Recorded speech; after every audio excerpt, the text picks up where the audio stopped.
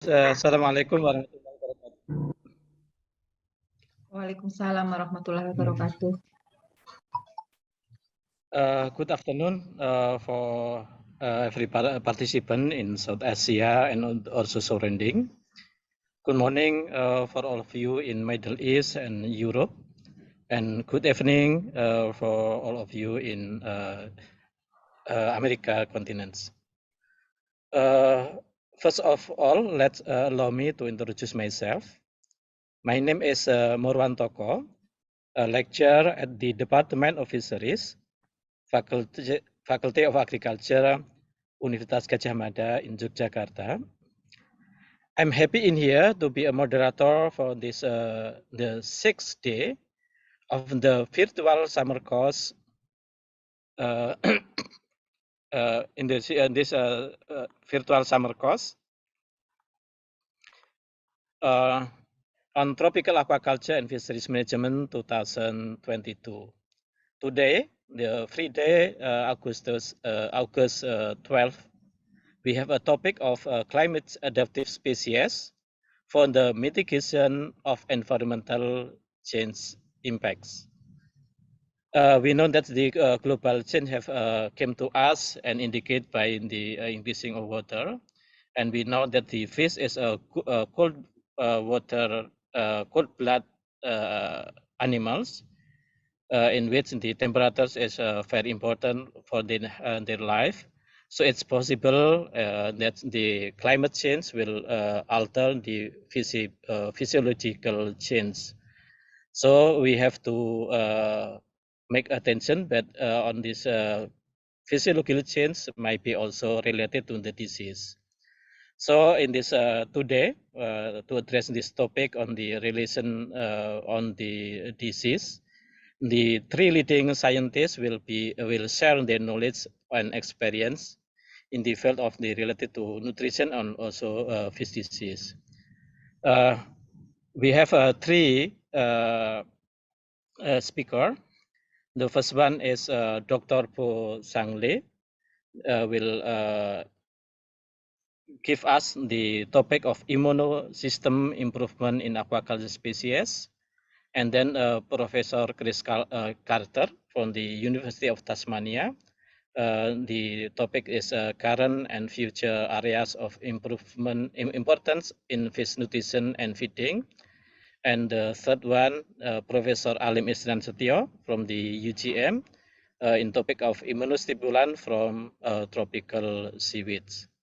So for this allocation time for presentation, this is 30 minutes. I'm happy to remain the speaker when the time remain for 5 minutes. So we will move to the first speaker. This is the Dr. Tsang. He is a career as a postdoctoral researcher, assistant professor, and currently he is an associate professor in the Department of Aquaculture, National Taiwan Ocean University. His research interest in fish immunology and host pathogen interaction, and also he also worked on development of novel probiotics and immunomodulators, especially for medical plant for fish and also shrimp. So I hand over this time for Dr. Tsang to deliver the speak. Time is yours, Dr. Tsang. Thank you. So, can you see my slide now? Yes, we can see. Okay. So, hi everyone. Thank you for having me here. This is Tsang from National Taiwan Ocean University, and I actually did my postdoc research in different countries. Actually, not just in NTOU, but that's fine. So today I would like to talk about on the topic of immune system improvement in aquaculture species. So I just want to show you where is Taiwan in case that you don't know. And some people sometimes say, "Oh, Thailand or something." No, it's actually Taiwan, an island next to China. Most of the area in Taiwan locates in subtropical area, but partially in tropical area like Indonesia. So we are envy really the weather there. Okay, so here is the entry of our university, and I think it's very beautiful in the summertime, but we got a lot of rain during winter time. But welcome, please, the international student. You are really welcome, and we are also welcome international collaborations with you guys. So we are the team of maybe 15 to 20 people. And work on the fish immunology and shrimp immunology, also the development of feed additive. So let's get into the target of the talk. So as you can see from this pie chart, there are many, several shrimp species being widely cultured internationally. But as you can see, the biggest portion come from the contribution of white shrimp production. The target will be the white shrimp in this talk, because the benefits of culturing them, they are having a high larvae survival rate, and also they got very good growth rate as well compared to other species, and also they got a little bit less infectious disease compared to tiger shrimp, and they have better tolerance to high stocking density, and also adaptability to low salinity. So because we are going to talk about the immune system, I have to let the student knows that we actually, for the vertebrates, we have two different kinds of immune system. One is innate immune system, which will respond quickly, like in seconds or in minutes, compared to the adaptive immune system that will work after maybe 10 or 14 days. But in shrimp, it's invertebrates. They don't have the spinal bone in their body. For the invertebrates, they only possess innate immunity. Although it's still on debating whether they get the immune memory or not, but we still now categorize them into the species with only innate immune responses. So here is the full picture of shrimp immunity.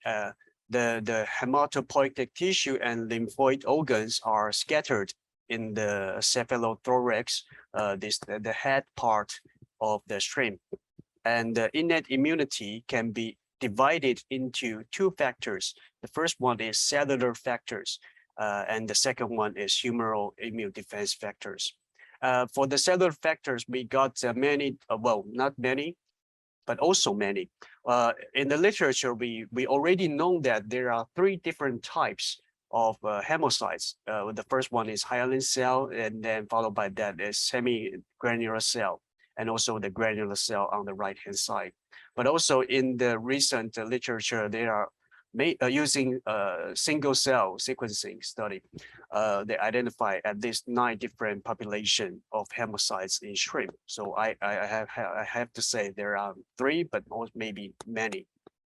And some of them may perform phagocytosis to capture the bacteria and then to destroy them.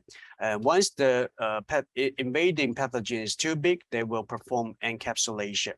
And also they perform, they have the propionophenol cascade, which will generating toxins to the bacteria, to the pathogens. And followed by that, the humoral immune defense system have different immune signaling pathways, such as TOL pathway or IMD pathway, which will finally generating antimicrobial peptides to destroy invading microorganisms. So let's go into each of the cell type of the hemocyte. The first one is hyaline cell. It's account for 5 to 15% of circulating hemocytes. And the size of the hyaline cell is the smallest among the 3 different types of hemocytes. They, as you can see from here, they on the left-hand side, they possess no or very less granules in their cytoplasmic area. They majorly perform phagocytosis. So what is phagocytosis? You can see here, when the bacteria comes, bacteria will be engulfed, will be identified by the receptors on the cell membrane. Followed by that, they will be engulfed and into phagosome. So phagosome and the lysosome will finally fuse together to use their enzymes inside these granules and then destroying the bacteria. And then after that, the bacteria will be secreted out. But during the phagocytosis, the fusion of the phagosome and lysosome, there are more than the enzymes or AMP or antimicrobial peptide have been released. On the left, there's a response called respiratory burst, which will generating different kinds of free radicals, such as superoxide anion here in the after first step, and also the hydrogen peroxide and hypochlorous acid. So all these free radicals are responsible for killing the bacteria after engulfment. And the second one would be the semi-granular cell. The majority of the hemocytes account for the semi-granular cell, roughly 65% of them. And then it has limited phagocytic activity. So when we are talking about the phagocytosis in shrimp, we are actually focused on the hyaline cell, not semi-granular or granular cell. So you can see there are many granules in their body, which contains many enzymes, can exert the prophenol-oxidase cascade. The job of the semi-granular cell, they will perform encapsulation and coagulation. So what is encapsulation? If the bacteria comes, we can the cell can easily eat them because it is smaller than the cell. But however, if something like parasites coming, what can we do? It's bigger than the hemocytes. So you can see from the literature, the figure, when the big one of the invasion pathogens comes, the hemocytes will start to aggregate together and then surrounding the pathogen, and finally form many layers that we call the encapsulation. And then after the pathogen is being surrounded, the cells will start releasing chemicals and all those enzymes that can kill this pathogen. So by doing this, they can also eliminate bigger parasites. Okay, and then followed by that is the granular cell. It's account for 10 to 20% of their circulating hemocytes. It also, as you can see, they have many granules and even bigger than the semi-granular cell. So you can imagine that they also perform propel cascade. So granular cells are known to contain and then to secrete different kinds of AMP, or we call antimicrobial peptide. And also they perform, they secrete protease inhibitors, because some of the bacteria, they will secrete a protease to kill the cell and then to get the nutrition from the dispersed cell. So they, to cope with that, they secrete the protease inhibitors to stop the reaction. And also they have the cell adhesion and the degranulating factors called peroxynectin. So it also can perform encapsulation and coagulation, just like a semi-granular cell. So in the propel system, prophenol-oxidase system, it's actually a series of reactions that generates toxic chemicals such as phenol and quinone that is toxic to the pathogens, but also toxic to the host itself. So at some point, the reaction has to be stopped. And finally, you will see the melanin being formed, which will be used to inhibit the growth and spread of the pathogens. So if you see one day the shrimp is with many black dots on their body, so that's the evidence that there must be some fighting there, and the propel system was activated during the fighting. And for the humoral defense system, so all the circulating pathogens, cells, they possess different kinds of receptors, but what kind of receptors there is not really known yet. There are too many of them. But some of them are known already. One of these is called toll receptor, which very similar to the toll-like receptor as in human or in fish. So toll receptor or domeless receptor will start initiating different pathways once they are being activated by the invading pathogen. Finally, they will increase the expression and the production of antimicrobial peptide and release them out to do the work. So if we try to access or try to analyze whether we are putting things or probiotics or feed additive to the shrimp, how can we analyze how the response of the shrimp? For the macroscopic vision, we usually use feeding efficiency or their growth performance and the survival rate, even after the pathogen challenge study.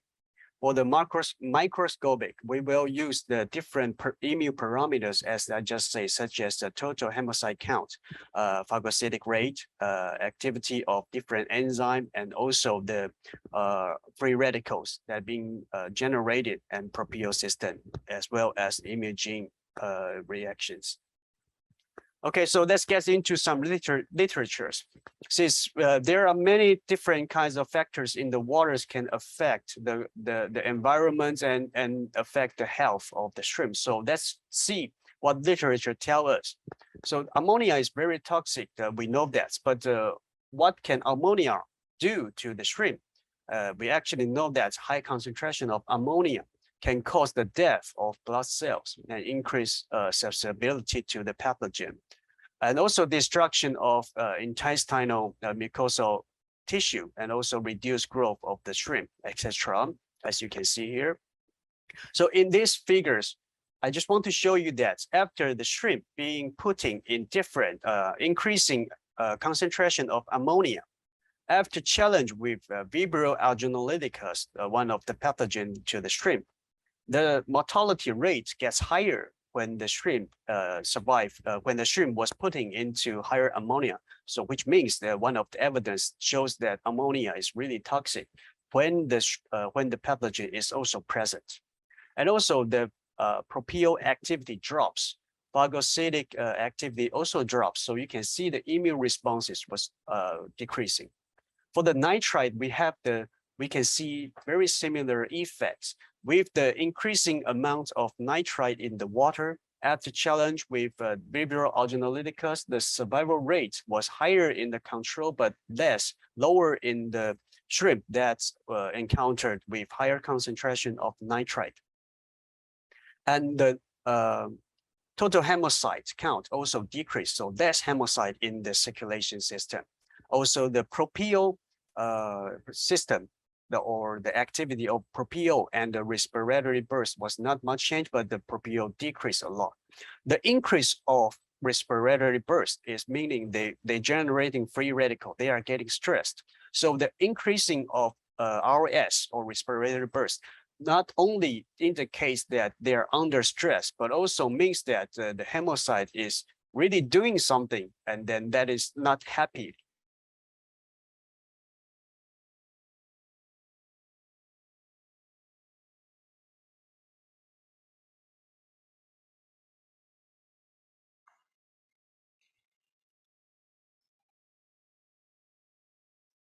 Sorry.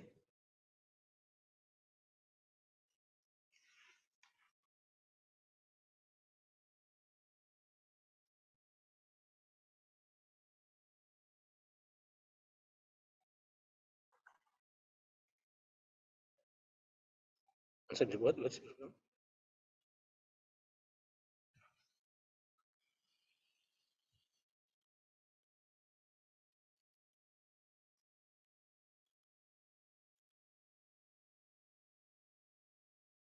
I'm sorry. I'm sorry. Would like it's in the have a problem in connection. Please wait a moment.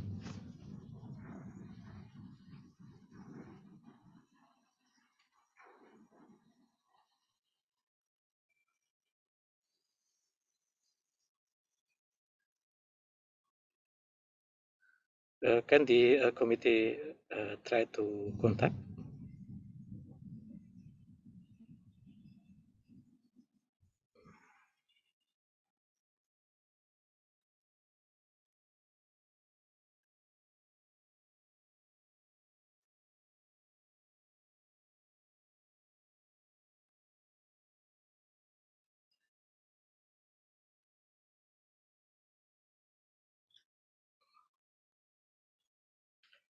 So I'm sorry for these technical problems happen in this summer course.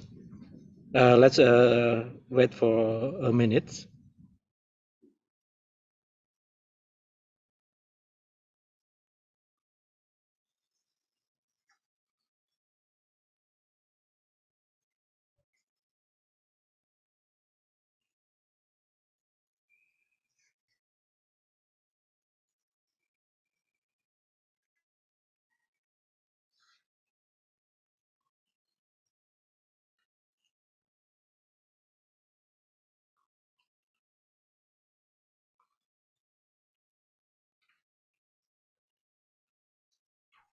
Okay, in case of after 1 minute, the cannot join us, I would like to continue for next speaker, and then when the connection is came back, we will continue for the presentation.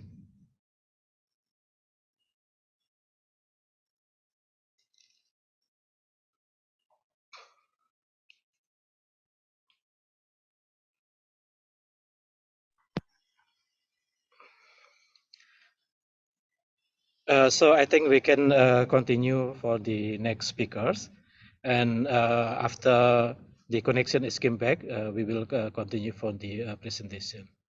So for the second presentation, this is will be delivered by Dr. Chris Carter. The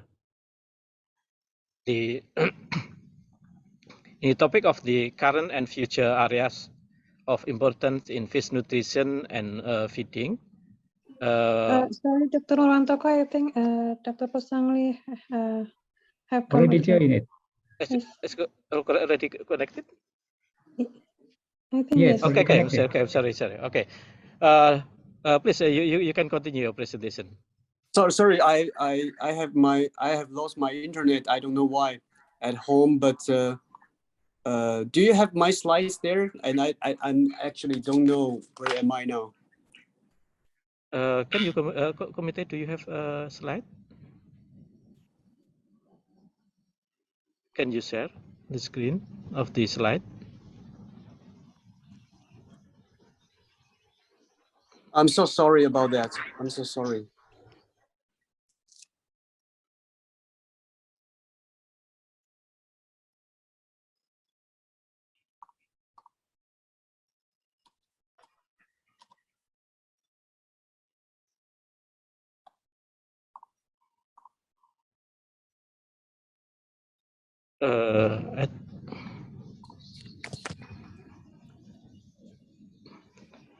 Okay, can you make the full? Okay, thank you. Okay, this is already appearing here. Okay. So can you hear me? Or also? Yes, we can hear your voice. Okay. I'm so sorry. Okay.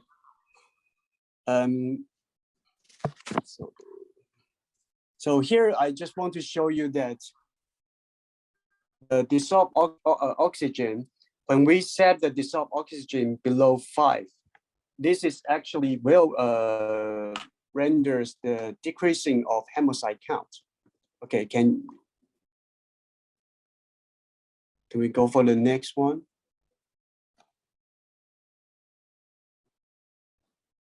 Or maybe let me share let me try again. Can you stop sharing?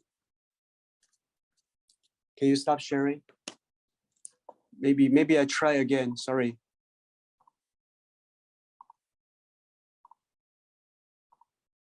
Can you see that? We can see, thank you. Okay. So I have to log out from my.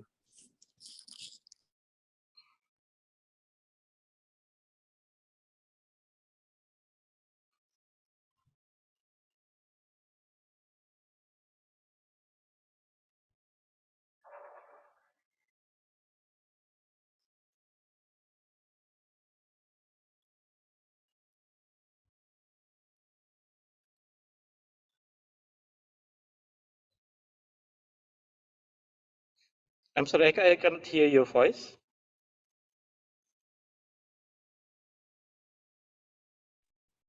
What about now? Okay, I can hear now. Okay, sorry.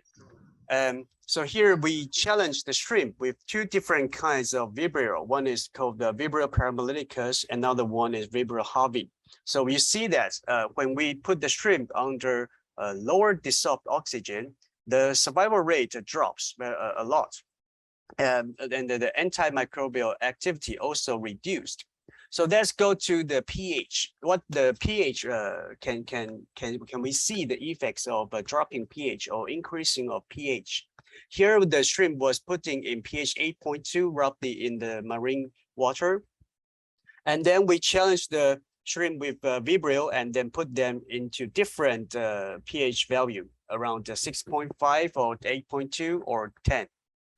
And as you can see on the right-hand side down there, the mortality rate was higher when the shrimp was putting into different pH, such as 6.5 or 10. So meaning that the elevation or decreasing sharply of the pH in the short period will render really high mortality of the shrimp after being infected. Also in here, the pH level, when the pH level was altered, the Helling cell or PO activity, as you can see, the highest one, the highest bar would always be the pH 8.2. But when we change the pH to lower one or the higher one, the hemocytes or the different kinds of immune parameters also dropped. And the phagocytic activity and also the clearance efficiency to the bacteria also reduced.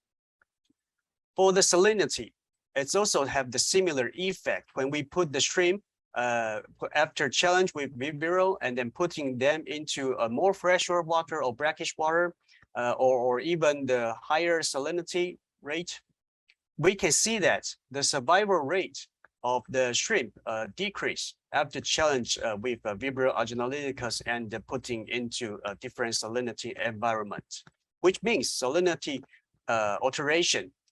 Quickly alteration of the salinity also will affect the immunity of shrimp.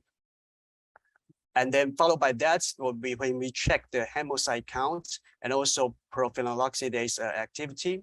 We also see the reduced hemocyte count or immune parameters in this shrimp that it has been put into lower salinity.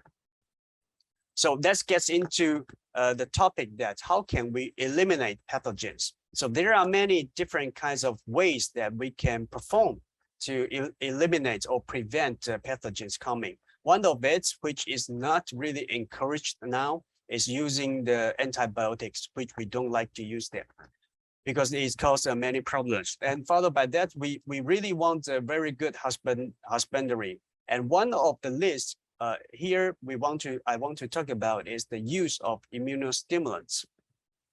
So what is immunostimulants? Immunostimulants is kind of it's a range of things that can stimulate the immune system of the shrimp or the fish. So as I already mentioned about the shrimp in the previous few slides, so I want to focus on and take an example of fish now here. And then the immunostimulants can looks like pathogen-associated molecular patterns, which only exist in the prokaryotics or virus. That did not exist in the fish or shrimp or not even in human.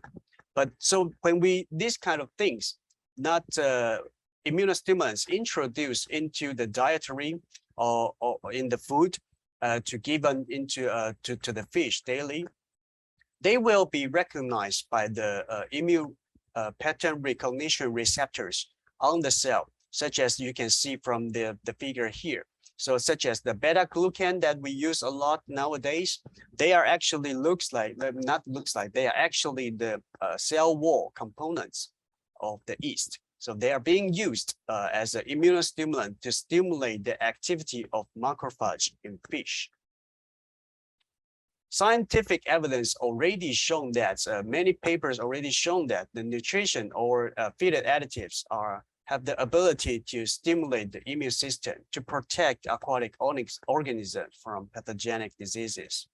And so when There are many of them, so I want to just show you some of them. One of it is synthetic chemicals such as lavamisole has been used for nematode infection prevention in mammals. Also can stimulate the immune system of fish. Other by that is the bacterial lipopolysaccharides. Sometimes we call it LPS. It's one of the components from the bacterial cell wall, especially on gram-negative bacteria. After that is nucleotide polysaccharides from plants and etc. So the feed additive can be delivered into the water or put into the food or even by injection. So I just want to show you one of the papers that we published recently. What we do is when we grow the mushroom, it's called the Agaricus blasi, or we call that Brazilian mushroom. There are many bags here. Then in that bag is the ingredients or the substrate for growing this mushroom. After the mushroom was being harvested, this bag will be disposed and maybe fermentized again for the next round of production, but with very high cost. So we are thinking about how can we do this recirculation of using the substrate, because it contains many mycelia that also possess the cell wall of the fungi that will not harm the fish, but also increase the immune response of the fish. So we put the substrate into the feed and then feed Nile tilapia for a while and then check their immune protection against the infection from Streptococcus agalactiae. First, we just check the components, approximate composition of the Agaricus span substrate. There are not so much protein in there, but most of them are the NFE, nitrogen-free extract. Then we think, is it really possible can stimulate the immune system? So we do the extraction using water. After we extract from the spent substrate, we actually found there are many carbohydrate, but really low beta-glucan amounts. But so we don't know what's the carbohydrate in there. Maybe some polysaccharide. Then we just try in the cell line called the THK. That is derived from tilapia hakini with the characteristics of macrophage. As you can see here, the cell viability of hepatic splenic from spleen or from liver, the macrophage from spleen or liver or THK cell, when treating the cells with the extract, the survival rate actually gets higher. And also we tried that after treat the cells, the macrophage with the substrate with different concentration. What can we see? The phagocytic rate of the macrophage also increased to a certain amount. I'm sorry, Dr. Lee, yes? you have 5 minutes left. Okay. At maximum. Yeah, sure. Thanks. And then we also incubate the cell with this extract, and we don't see any response for the cytokine expression. As you can see here, control and ABSSE only. But when we treat the cells with LPS, after giving them ABSSE, this extract, we can see the really significant induction of cytokines after giving them LPS or peptidoglycan. And we also found that the extract really have the bacterial inhibition growth from the Streptococcus agalactiae. Finally, this is my final slides. Just want to show you that after we feed the fish for 7 days, and we are trying to see that what if we switch the feed from having additive to not having additive. So after we change the feed from experimental feed to commercial feed that is without the feed additive, after 1 day and challenge with Streptococcus agalactiae, we see that the survival rate of the experimental group is still higher than the control. And even after 7 days, the survival rate is still higher than the control, but not in the case after 14 days of the feed changing, which means that the protective effect only can perform maybe in 14 days or in 7 days. After that, we must try to feed the shrimp, feed the fish again with the feed additive. So I think that would be my all, and I'm so sorry with the disconnection of my internet. And thank you guys for your attention. Thank you. Thank you very much, Dr. Lee, for your presentation. You have informed us on the comprehensive explanation on shrimp immunology in response to the pathogen, bacteria, parasite, and also we have received explanation what kind of water quality affected into the immune system and how we can improve the immune system. A lot of chemicals can be used synthetically, bacterial origin, yeast origin, and very interesting. The mushroom span, they can be used to improve the immunity in shrimp. Okay, thank you very much for your presentation. Next, we will have a presentation from Professor Chris Gartner.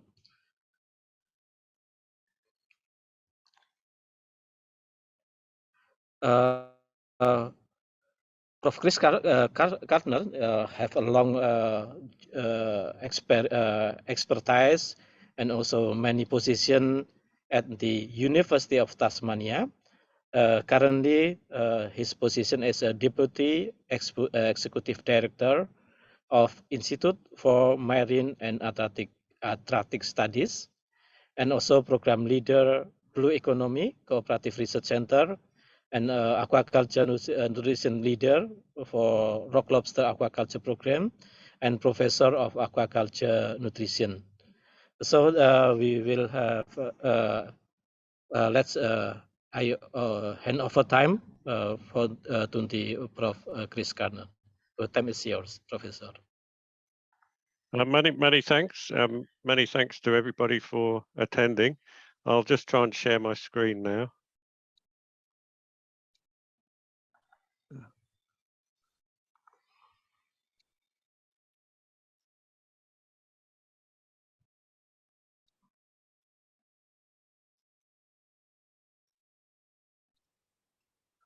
So does that work okay?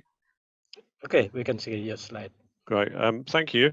So I would like to focus on current and future areas of importance in fish nutrition, but I'd like to focus my talk on the impacts of climate change and to explain some of those and then look at some mitigation that could be applied in terms of feeds and nutrition. So that's the focus of my talk. So in terms of what I'd like to do then, I would like to discuss some current issues in fish nutrition and feeding, and as I say, relate that to mitigation of environmental change impacts. So I'll try and explain the context first. I'd like to talk about some of the global environmental change and risks and how those really impact on fish nutrition and feeding. So I would focus on ingredients and aquafeeds, talk about fish performance, nutrition in relation to thermal stress. And if I have time, maybe just a quick mention of product quality and human nutrition and aquaculture systems. So first of all, then, just to put this in context of environmental change, so that we know because of global climate change, there will be an increase in high temperature events, but also there will be an increase in low temperature events. I will mainly focus on high temperature. We know that there are trends in environmental factors, but we also need to remember that environmental local variations may be different to the large scale changes, but certainly air and water temperatures will increase. Consequently, dissolved oxygen will decrease. Ocean acidification is increasing, salinity will probably increase. We will get changes such as rainfall and fresh water are likely to decrease. As well as that, though, we have changes in our environment in terms of the fauna and flora. So the endemic animals will change. There will be what's called species on the move. We will get new species coming because of the change in environment. So that may be a good thing, or it may introduce biosecurity consequences. As well as that, then, the resilience of the local environment might change.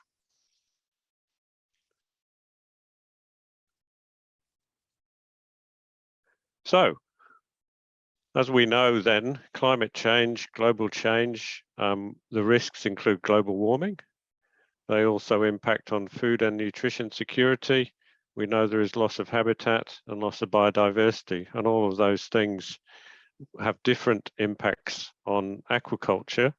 And what we have to do is look at ways that people are working to increase sustainable aquaculture, and those approaches then perhaps aim to look at the location. So around the world, people are looking at different locations, perhaps moving offshore or perhaps moving onshore. There is a change in energy use. So increasingly, people are looking to use renewable energy. Water use is important, so people are looking to reduce the water use, and there has been a trend of increasing recirculation aquaculture systems. As well as that, though, if we think about our current species, we can see that there are many selective breeding programs, and people are focusing selective breeding on characteristics that may make the species more robust or more resilient to some of the climate change impacts. As well as that, though, we might need to consider different species, and we may need to think about systems, which I know in many parts of the world, this is also how aquaculture works in terms of multi-species or integrated systems. So that's a general context, but I just wanted to have a look at some issues in relation to fish nutrition and feeding. So the parts that I wanted to discuss in a bit more detail are just some thoughts about ingredients and aquafeeds, and then talk about fish performance, and as I said previously, about product quality, human nutrition, and aquaculture systems. So thinking about ingredients and aquafeeds then, I think, of course, some of the important factors which are going to determine how we change and advance our ingredients and aquafeeds relate to the cost, availability, predictability, global supply chains. But in addition to that, I think we have to consider the sustainability of ingredients, the resilience of those aquaculture systems to change and the use of those ingredients, and consider how we may adapt and innovate. And this probably is at a national and local level, so that we can be sustainable at those levels of operation. I think one of the key messages is that as much as we can, the aim should be to separate the use of ingredients that can be used for human food from the use of ingredients as just feed ingredients. So I'll talk about that in a bit more detail. Okay, so if we just think about some of the changes that are facing feeds then, I think around the world, there is definitely a decrease in the use of wet feeds, the wet feeds prepared from local fresh ingredients. The consequence of that, of course, means that there's likely to be an increase in imported ingredients as global commodities, which are used for formal formulated feeds. And this again relates to the kind of international versus the local scale of trying to secure and make aquaculture sustainable. I think, and the last talk by Tsang was excellent in terms of talking about the use of additives and supplements to increase the disease resistance abilities of aquaculture animals. So I think there is an increasing use of those additives and supplements and exploration for those different ingredients. there is definitely a focus on sustainability. And I think one of the parts of that sustainability is looking to use more locally sourced ingredients. And that's been made very important by the problems around COVID and the disruption to global supply chains. So when we think about the range of ingredients and where aquaculture is going, for many years, of course, there's been a trend to look at replacing marine sources. So that's included terrestrial plant origin meals. We know that soybeans been used a lot. Probably nowadays people are looking to replace soybean, and there are various plant meals, plant sources that have been used. And again, there is a local flavor to this, depends on what can be grown locally, and then those local plant sources can be modified themselves. Similarly, terrestrial origin meals are highly useful feed ingredients and will be used according to local availability and local laws.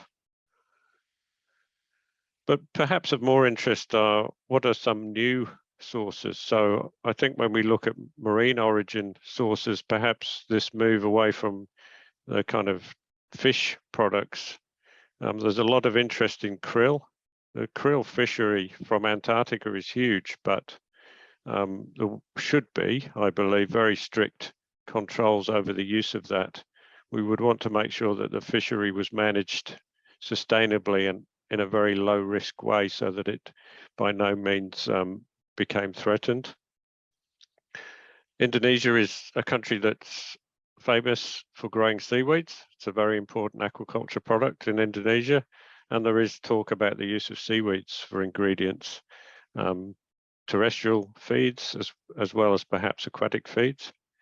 And then moving down to the end, I think the use of non-human food ingredients is really important and will increase in importance. So those types of ingredients could be focused on single cell ingredients. They require, of course, expensive technology, but they include microalgae, bacteria, yeast to produce these single cell ingredients. There is definitely a lot of interest in insect meals, and then also recycling, the circular economy and using byproducts. So just very briefly then, some game changers maybe, single cell ingredients. I think they're important because they are part of a circular economy. They can be used to recycle other nutrients which have been lost in various ways. Talking about new terrestrial sources, insects are very much, I know they are a human food. Oh, sorry. But they are definitely being used to convert waste products into a valuable protein source and are proving really very useful in being able to convert many different types of waste. And then, as I mentioned, those marine sources must be used carefully.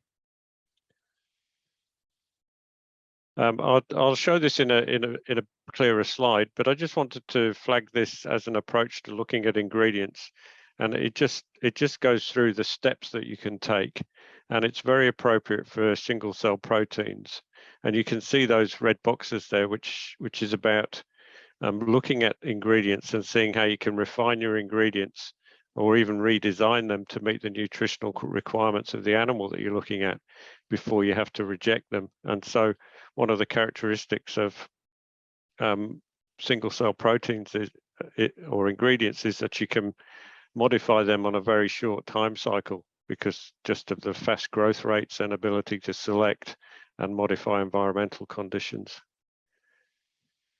So if you look at this, it's just a scheme for thinking about the levels of testing, and in the top of the figure, it's about experimental testing, the components that you can examine just by looking at the composition of the ingredients in the feeds.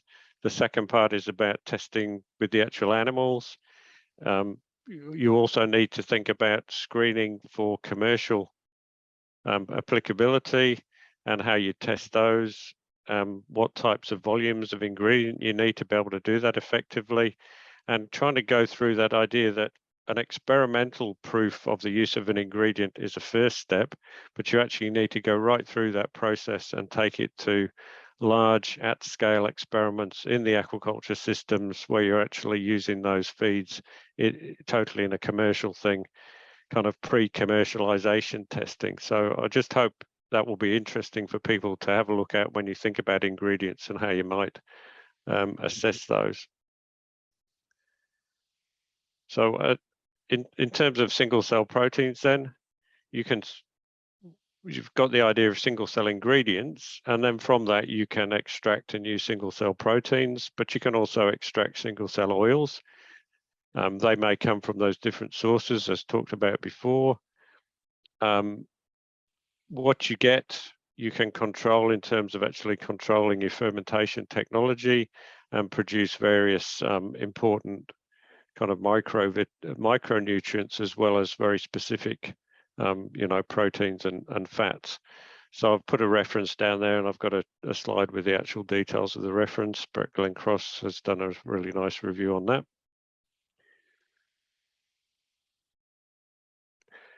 Insect meals, I think what's really interesting is the feed companies are actually investing in R&D for insect meals, so that means they're highly important. Black soldier fly looks really promising in the sense that it can be used on many different types of wastes, as well as having a useful composition. It has high protein, high oil, and there's also considerations about other contents like the antimicrobial peptides. So lots of positives around that. I've also included a review. I'm just moving very quickly. Again, it's interesting to consider seaweeds. And they have various characteristics. They contain a range of nutrients. You can see the composition down there. One of the interesting features is that they contain a very complex range of carbohydrates. They're used quite extensively as additives and supplements in terms of immunostimulants, health benefits. What's interesting about them is that we need to work out their optimum inclusion, because if you put too much in, they can actually be detrimental to the animals. So there's a kind of optimum low inclusion level. So my summary then is that, global change will influence the availability of choice of ingredients. This will be kind of nationally and locally different, and we'll need to focus on what's appropriate, of course, to those regions. I think the ingredients with the most potential are the ones that recycle nutrients, particularly carbon, nitrogen, phosphorus, and those particularly are the single cell proteins, and they will contribute to breaking the use of human food in terms of making animal feeds. So that's my conclusion on that. I won't dwell on this, but I've provided some references. Very briefly, I just wanted to give a kind of overview and structure to think about fish performance, nutrition, thermal stress as a background for kind of nutritional mitigation in terms of responding to climate change. So just briefly then, looking at this, it's really just to emphasize what a thermal stress event will be before we talk about how you might mitigate. So I know this is a cold water example, it's salmon in Tasmania, but I think the general principles apply.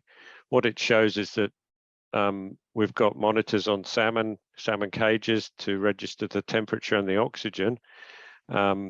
What we're facing here is very high water temperatures in the summer, which are right at the limits for Atlantic salmon, and very low dissolved oxygen. So the question is, what do the fish do when they're faced with this? So, well, what the fish do is actually behave in relation to those parameters, so that they move themselves into the water column that you can just see with those figures up there where the fish are in relation to the actual temperature and the dissolved oxygen. So they have an ability to manage their own thermal stress in that sense. So that was the first point to make. Thermal stress then is an external event or condition that places strain on a biological system, an animal. And the key thing here is that the response to stress involves energy expenditure. And that's needed to kind of remove or reduce the impact of that stress. So when we're thinking about mitigation through dietary means, it means that one of the first things we're trying to do is actually supply energy to the animal so that they can manage through that stress period. I think we also need to, if you look at what's put in blue and green, when we're thinking about a thermal event, you have to think of it as quite a complex event. So time scale, how long did it last? Magnitude, how high was that thermal event? You know, how high did the temperature reach? How long did it last, the duration? And then how long was the recovery? As well as that, other abiotic factors will influence the impact of that thermal event.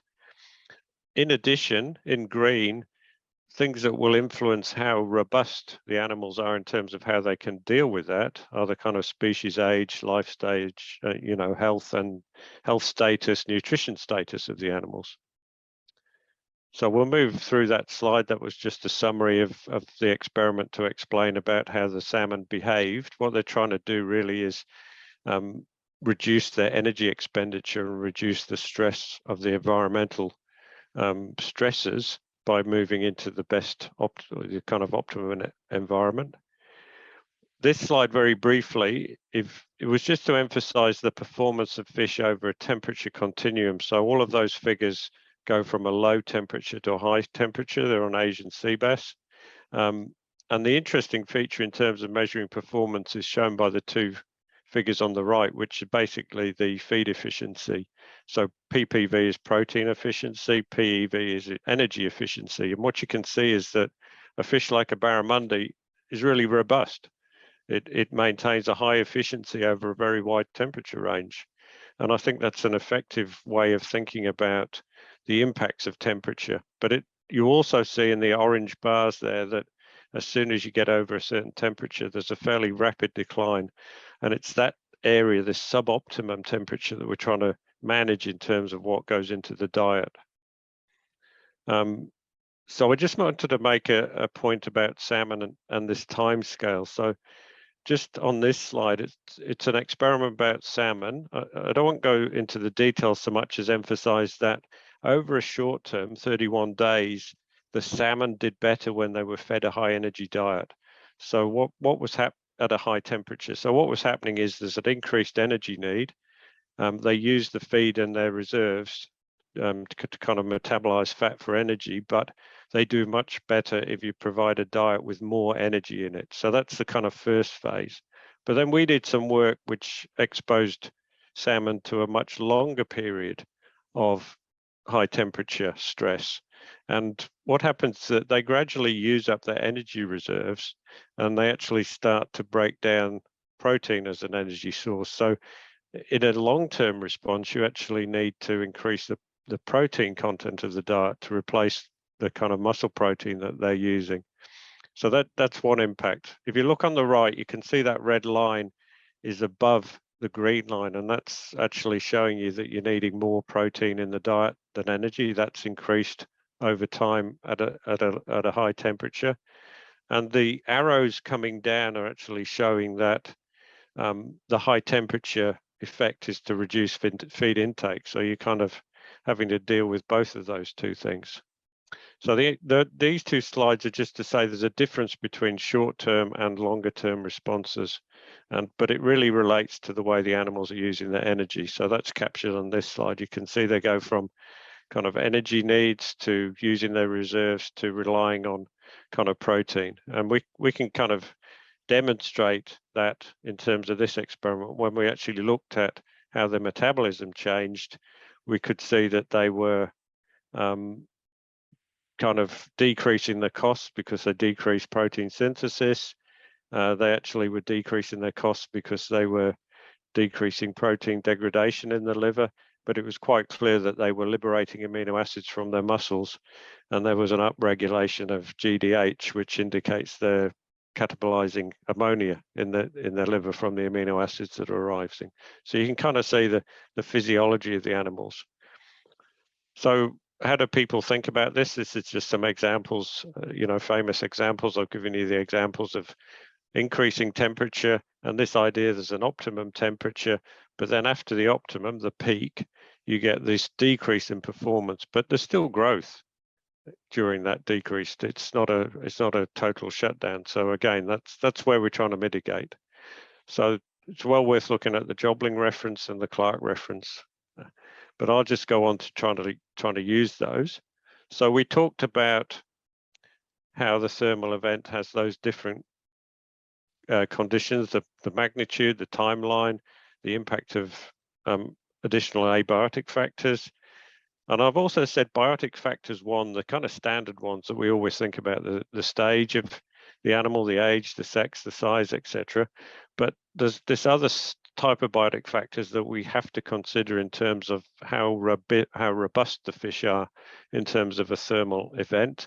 And that's really their physiological fitness, their nutritional status, general health. So how well can they deal with a thermal stress event? And that's really, you know, how do we think about nutritional intervention then in relation to the condition of the fish? So a very nice review by Islam et al. In 2021. So the reference is provided so you can see that. But the important feature then is that you can see there are impairments to physiology, metabolism, etc. How do you protect? Well, there's ways of protecting that, trying to make sure that your animals are kind of physically fit. So, you know, if it was salmon, we would try and keep them at high water flows to actually make sure they're swimming and have got good levels of fitness. Make sure that they're eating, so they've got good energy reserves. Make sure their diets are complete, so they've got nutrient reserves. Look at their antioxidant status, so that they've got that kind of ability to cope with these stresses. And then there's this idea about time. So you can, before you're going to get a thermal event, then you've got time to actually condition the fish. So in Tasmania, we have extreme summers, but we've got the winter where we can prepare the fish. During the actual thermal event, there's the critical phase where the obvious thing is don't feed them. You don't want to increase the stress because you fed them and they need more oxygen than is in the water. But you can look at chronic management. So it may be that you need to supply more energy in the diet or more amino acids, more essential nutrients. And then the final phase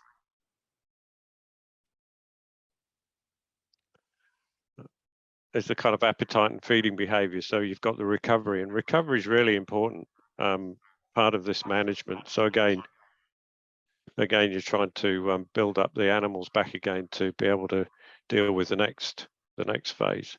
So if you want to look Prof, Charter, Prof. Chris, you have another 5 minutes left. Thank you. So you can refer to this reference, the Islam reference, where you can actually find these examples of where the different ingredients or nutrients have been added to provide an improved performance in terms of, you can see the first column there, low suboptimum temperature, or in the second column, an elevated suboptimum condition. So you can see and read through that various ways that and various experiments where that's been done. When you have a look at people's experiments, the fact I wanted to emphasize was, first of all, do consider the condition of the fish, the starting condition of those fish, in terms of, you know, what state they were in and how resilient they would be to the thermal event, and look at the actual thermal event or stressor that was being applied in the experiment in terms of those parameters. Again, I won't go into details. Have a look at this. This is just a table which is on different mitigation strategies. You can see those down the first column, ways that you might change feeding, ingredients that have worked, looking at increasing or decreasing energy, protein, amino acids, lipid components, and then vitamins, pigments, antioxidants. So again, I've tried to give a few details, have a look at what the effect of using that mitigation strategy was, and then just give you the reference if you want to follow that up.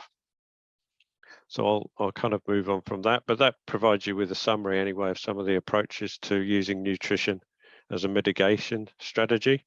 So again, very, very briefly, the summary: thermal stress, thermal events, cost energy.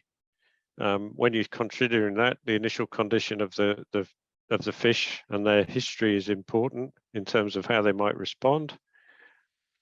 It is very complex, and it does depend on a multitude of factors. And I think we're only just starting to understand the impacts of thermal stress and how nutritional mitigation may work.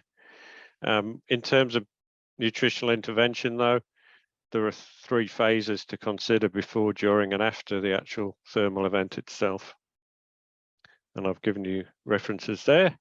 And then just very quickly, I thought it's of interest to talk about product quality, human nutrition. So in salmon, of course, pigmentation is important. It's very interesting that when salmon are exposed to a thermal stress and they're using energy, that energy is coming out of the muscles if it's a prolonged stress, and they actually start to lose pigmentation, not uniformly across their fillet. They actually use it in patches, so that where it says pale, they seem to lose pigment more quickly than from the reference area. So just there are kind of maybe unforeseen consequences of thermal events on this type of product quality issue, pigmentation. Another area where it might impact is the actual fatty acid composition of the fish. So again, they'll be using fatty acids, and it may impact in terms of the fatty acids that we eat, some of these marine fish. I won't dwell on that, but the slide just shows you a kind of a combination of changes in feeds, and it relates back to the kind of selection of ingredients and what are we actually trying to achieve with the ingredients we use in terms of the product quality of the animals. And part of the impact of this is kind of managing what oils are available to us. Okay, and then just very briefly, I don't provide any information. It was really just to have a think about this. Of course, we're looking at approaches to aquaculture. So in terms of mitigating various things, including climate change, as we talked about, there's thoughts about moving offshore, thoughts about moving onshore, using recirculation systems. And really the question is just are we going to need different nutrition and feed formulations for those different systems? So it's really just saying don't assume that you can use the same formulation that you have now for your current system without testing that. So there's probably opportunity and options to be able to do that. So that's the end. Thank you. I just wanted to thank you, the organisers, particularly Dr. Alim, who I've known for many years in my visits to UGM. Thank you. Thank you very much, Prof. Chris, for your presentation, for your enlightenment to us.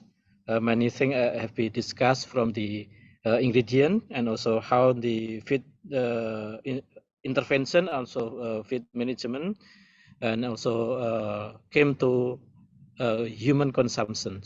So we have received how to mitigate and also the adapted for the global change, and we will use in sustainable manner. So we have to look for the local ingredient and so on. Thank you very much for your presentation, Prof. Chris.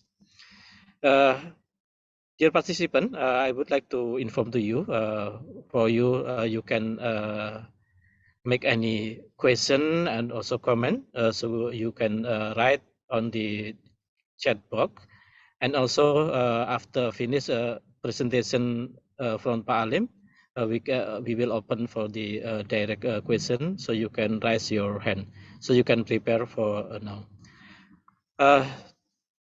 Now we came to the third presentation. This will be delivered by Professor Alim Isnansetyo in topic of immunostimulant from tropical seaweeds. It seems very close with the presentation before on the seaweed. Professor Alim currently is head of the Department of Fisheries, Faculty of Agriculture, Gadjah Mada University. Okay, this is Professor Alim. His interest is aquatic microbiology, fish disease, fish health management, and also natural product. Professor Alim have a word on the development of Vibrio vaccine from marine aquaculture in Indonesia from the Ministry of Research and Technology. Have a lot of participation in many scientific forum and also scientific society. I directly hand over time for Professor Alim. The time is yours.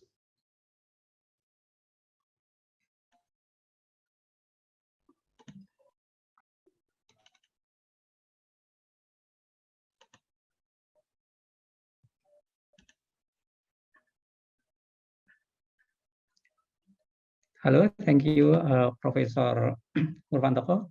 Can you hear me? Yes, we can see. We can hear your voice. Yeah.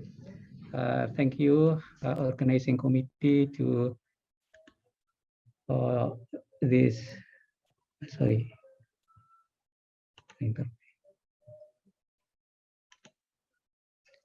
Good afternoon, everybody in the South Asian region, and good evening or good morning to the other region.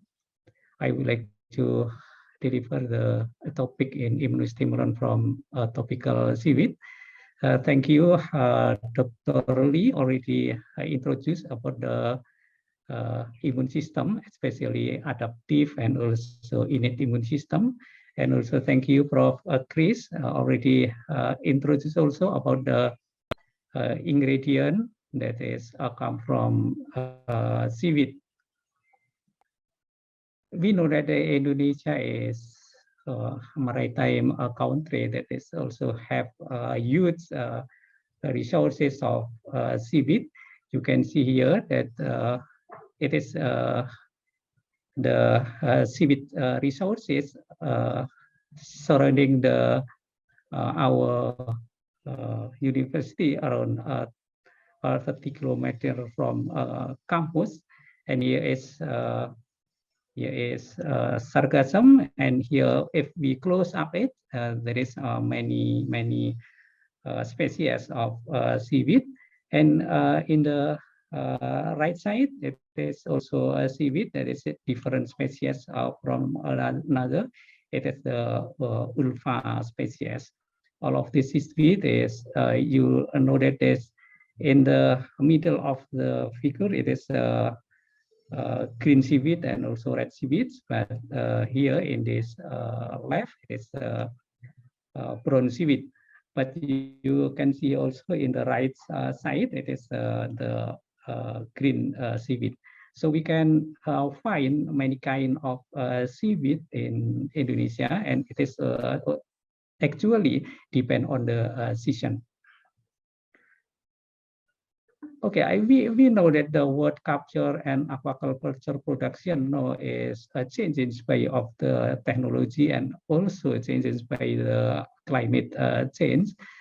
We know that the word capture of fish stagnant or even decrease, but you know that the aquaculture production is increased steadily and also continuously.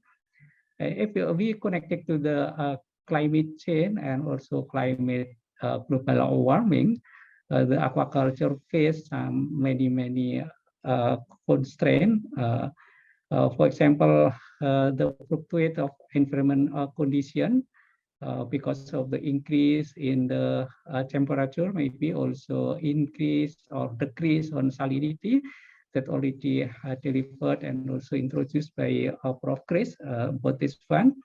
And usually the fluctuate of environment and the condition triggering fish stress and also increasing emerging disease. We know that the fish stress also triggering the suppressing immune system. So this factor will have a negative impact for more susceptible fish to the disease. So how the role of the seaweed? We know that seaweed also have a role in the management of fish and aquaculture environment health, and also it is also have a contribution to the sustainable aquaculture.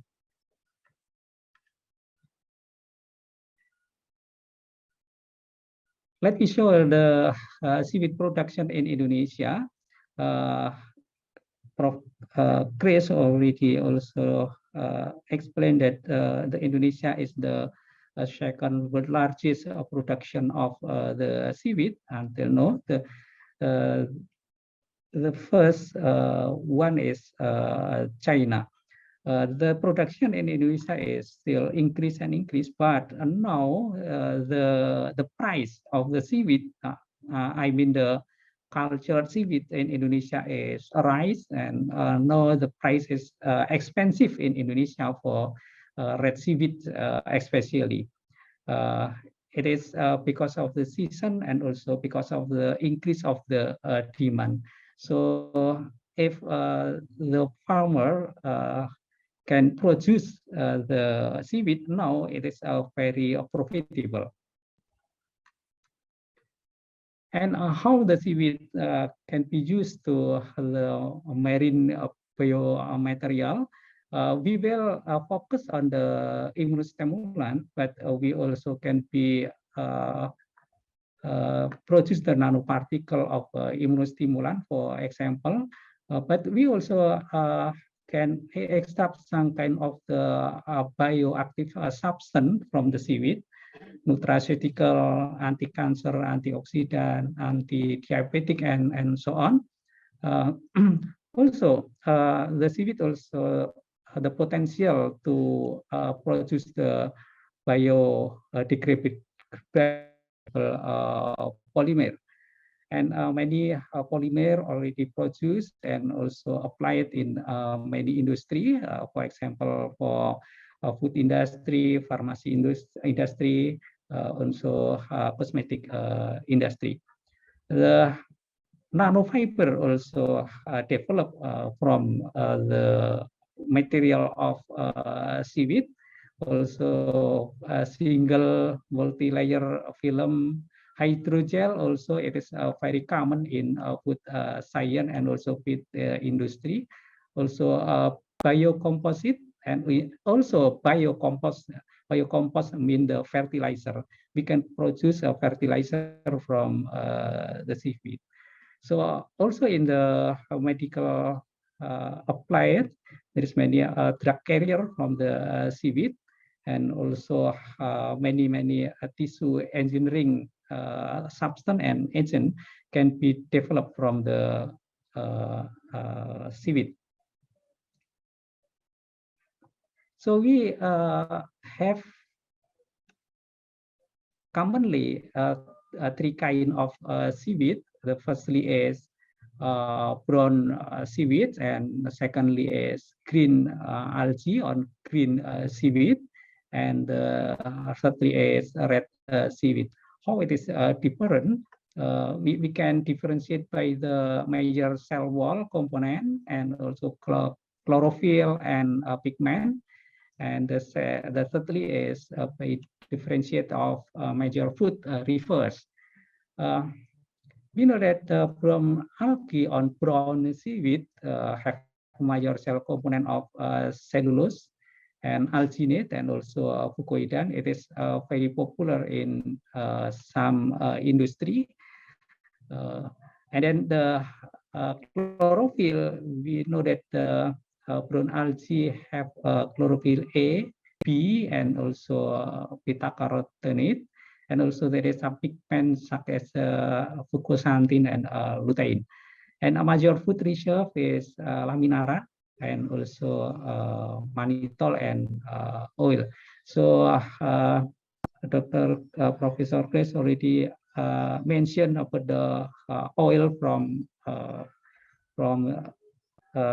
marine resources, as that seaweed can be used as a resources to produce the oil from the marine resources. And secondly, there's green algae. like the brown algae, the major cell component is cellulose and also calcium carbonate. But in the green algae, we cannot find alginate and fucoidan. Alginate and fucoidan is only found in brown algae.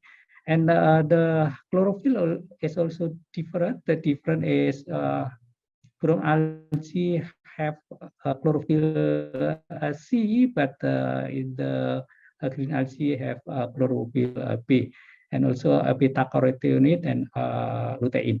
And the red algae, the major component of cell wall is agar, carrageenan, and also cellulose, but majority is agar and carrageenan. So the red algae also called agarophyte or also carrageenophyte. Of course, the calcium carbonate also we can found in the cell wall. And the difference of the chlorophyll is that red algae contain the chlorophyll D, also picobilin, and so on. But we know that the major food reserve of green algae and red algae is same. It is contain the starch. So how the role of the seaweed in aquaculture? Firstly, seaweed can be extract to produce immunostimulant, but seaweed also can be extract to produce a prebiotic. Prebiotic is the substance that usually used together with probiotic to support the growth of the probiotic. And also we can produce many kind of bioactive substance from seaweed, and also functional feed. This kind of the substance is very useful to maintain the fish health in the aquaculture. And Prof already mentioned also that seaweed also can be developed as the aquafeed resources as the nutrient, protein, and also lipid, and also carbohydrate. And of course, the seaweed also produce the hydrogel. So we can extract the binder from the seaweed. And how about the environmental role of the seaweed? The seaweed can be used as the biofilter in recirculating system. Also, we can use the seaweed as the oxygen enhancer, because it is the photosynthetic organism. So the seaweed produce the oxygen. And also we can use the seaweed as the pH stabilizer. And we can also use seaweed in the integrated multitropic aquaculture system. It is also common to reduce nitrate, ammonia, and so on. So we can conclude that seaweed have many roles, not only to produce the substance, but also as aquafeed, and also how to maintain the quality of aquaculture environment. So I would like to introduce the immunostimulant. Actually, I already introduced very good by Dr. Lee.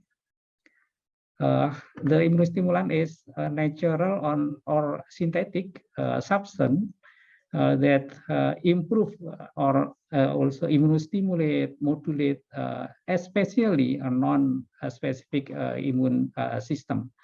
So it is a non-specific immune system.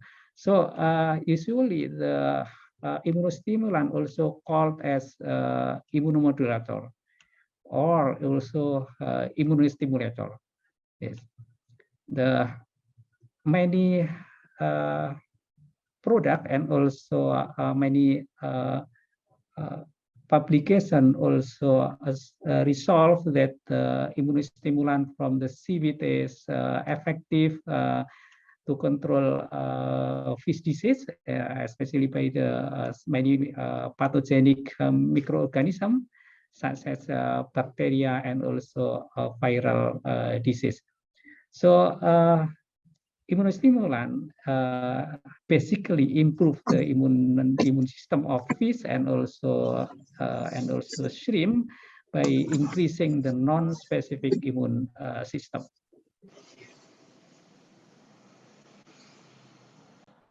So it is little bit detail of the immunostimulant. We know that vaccine also increase the immune system, but how the different between immunostimulant and vaccine. So we would like to compare immunostimulant and vaccine. If we look at from the substance, the immunostimulant usually come from the non-pathogenic organism. But we know that vaccine usually develop from the component of the pathogenic organism. For example, bacteria. For example, virus. We can find many material from the pathogenic bacteria. For example, cell wall, flagella, protein, and also DNA, and we can develop to be the vaccine. And secondly, the immunostimulant basically improve the non-specific immune system, but the vaccine improve the specific immune system. And the level of immune system also different. Usually immunostimulant improve immune system in the level of low to medium, but the vaccine usually improve medium to high level of immune system. And we also can be differentiate from the memory that the immunostimulant cannot trigger the memory cell, but the vaccine usually commonly trigger the memory cell. And the Dr. Lee also already show that the immunostimulant is only effective for 7 days, and after 14 days we should repeat it, the administration of the immunostimulant. So it means that the immunostimulant have impact in short term, but the vaccine have impact in the long-term protection. So here it is, for example, we can show you in this figure. It is the recirculation system by using the integrated aquaculture. It is aquaponic, but we also added some immunostimulant in the feed.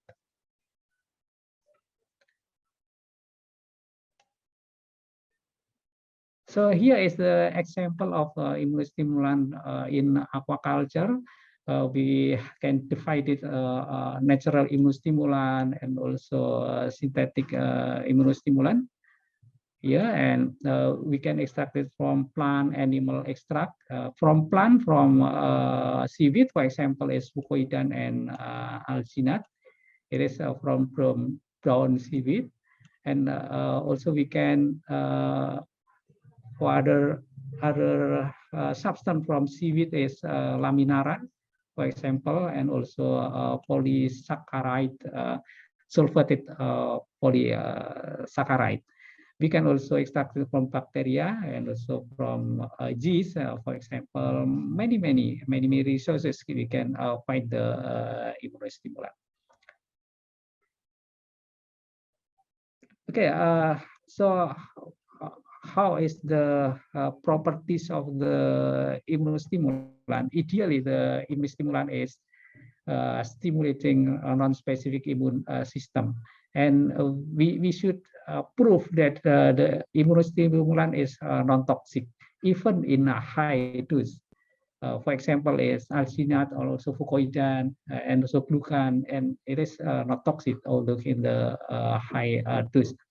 Of course, non-carcinogenic substance, and also no negative impact in long-term application.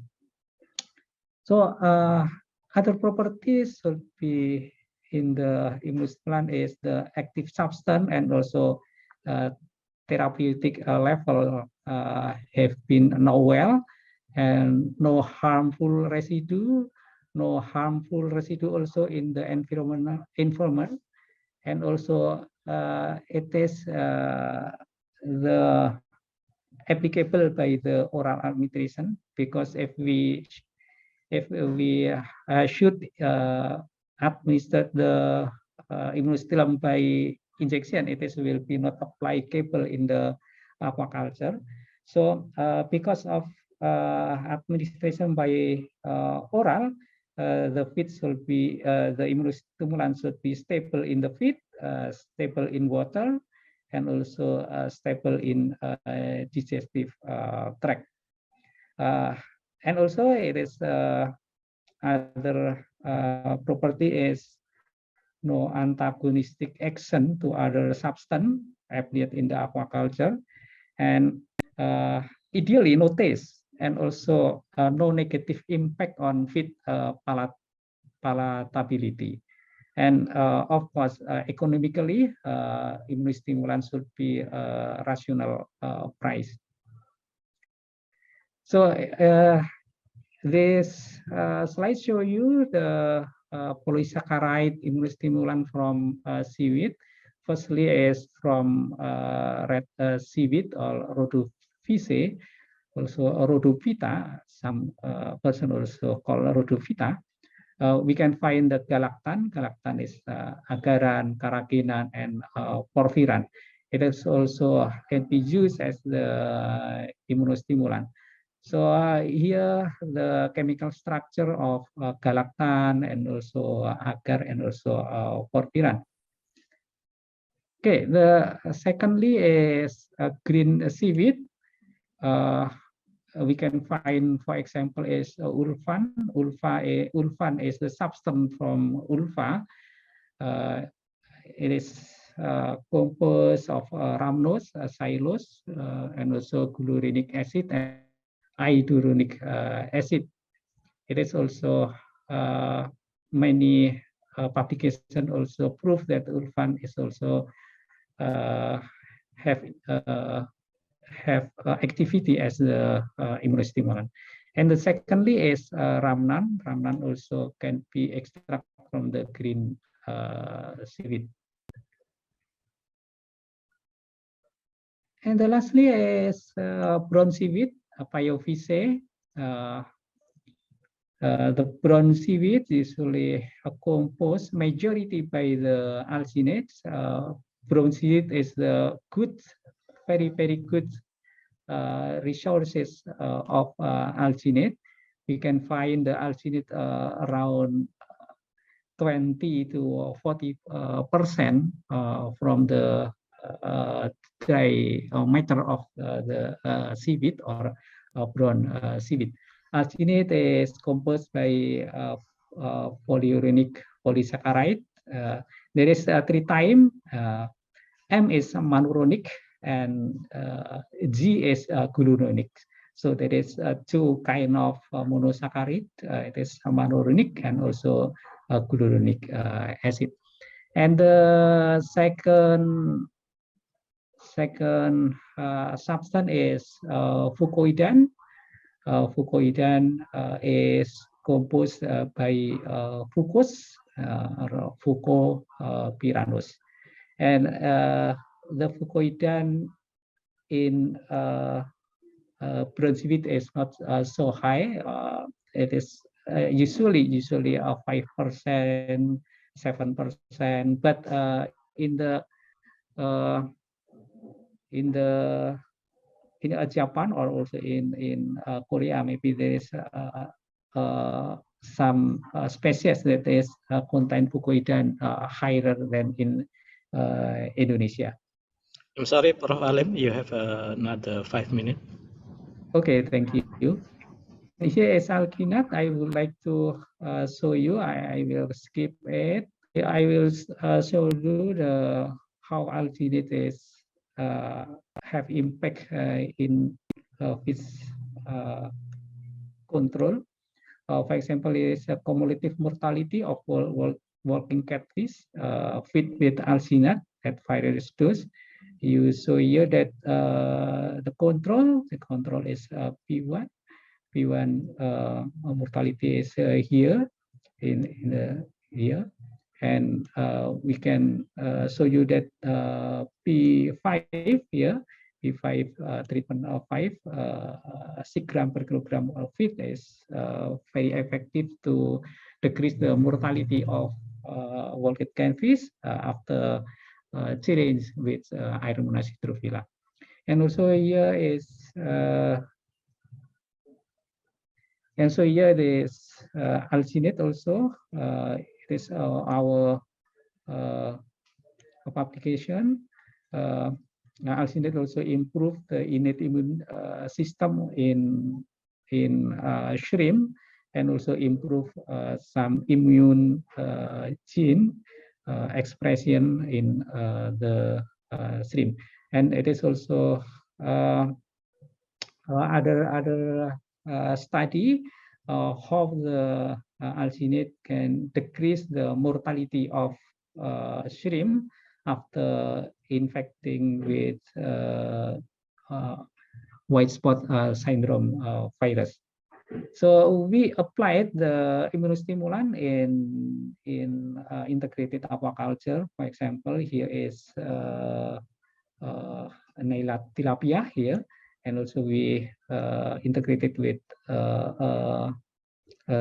many kind of vegetable plant.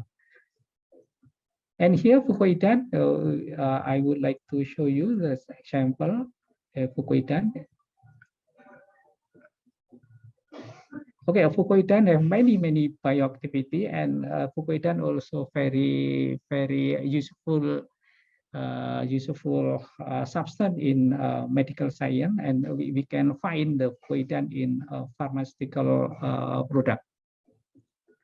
And here how we collect the brown seaweed, and how to extract brown seaweed, and so on, and how we also added the alginate or fucoidan to the feed.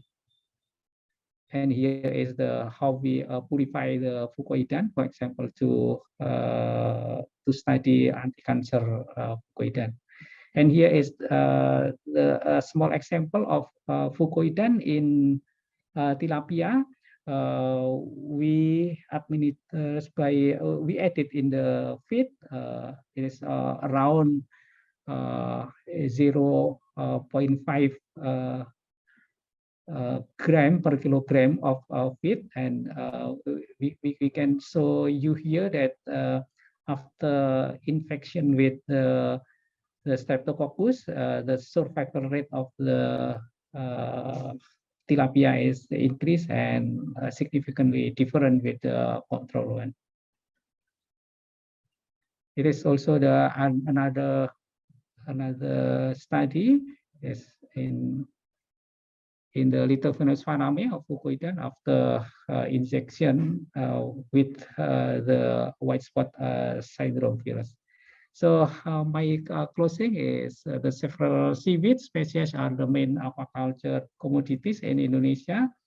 No aquaculture because of the global climate change. Aquaculture faces the serious challenge in the disease, and we know that the sea fast-growing aquatic plant and also promising not only for immunostimulant but also to be the source of the ingredient in feed, some kind of protein, polysaccharide, and so on. So seaweed will play important role in the health management of fish and aquaculture environment, and also will have many role in integrated multi-tropic aquaculture. The challenge of the use of seaweed in the health management of fish and aquaculture environment are consistency of supply, downstream processing, substance and compound manipulation, understanding of mode of action, and also developing ready-use product in aquaculture. Okay, that's all of our presentation. Thank you, Prof. Murwantoko. I give you the time. Thank you, Prof. Alim, for your presentation. We have received from the Pak Alim the very broad role of seaweed in aquaculture. We have been informed what kind the composition, various substance from the seaweed, and what is the functional. One of them is on immunostimulants. And Professor Alim have give us many sample, many experience, how the usage of the immunostimulant to improve the immune system, both in fish and also in shrimp. Thank you very much for your presentation, Prof. Alim. All participants, this is before we continue from the discussion, let's we make a picture first for the all of participants. So I would like to invite all of you to open your camera. The committee will take a picture from all of us. So please let's to open your camera. So times I give to the committee to take a picture. Okay, thank you, Mr. Murwantoko. To all participants, I would like to capture the screen. So please open your camera. Then start from the first page. 3, 2, 1. Okay. Then the second page. 3, 2, 1. Okay. Then the last one. 3, 2, 1. Okay, that's all. Thank you. Okay, thank you very much for your participation in this picture. So I can see in this chat box there are already came to us the many questions.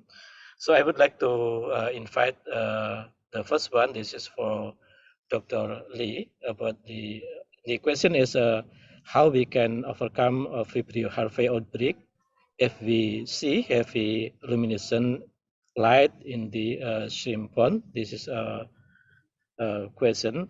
I think we can. I would like to improve. This is also the role of your immunostimulants.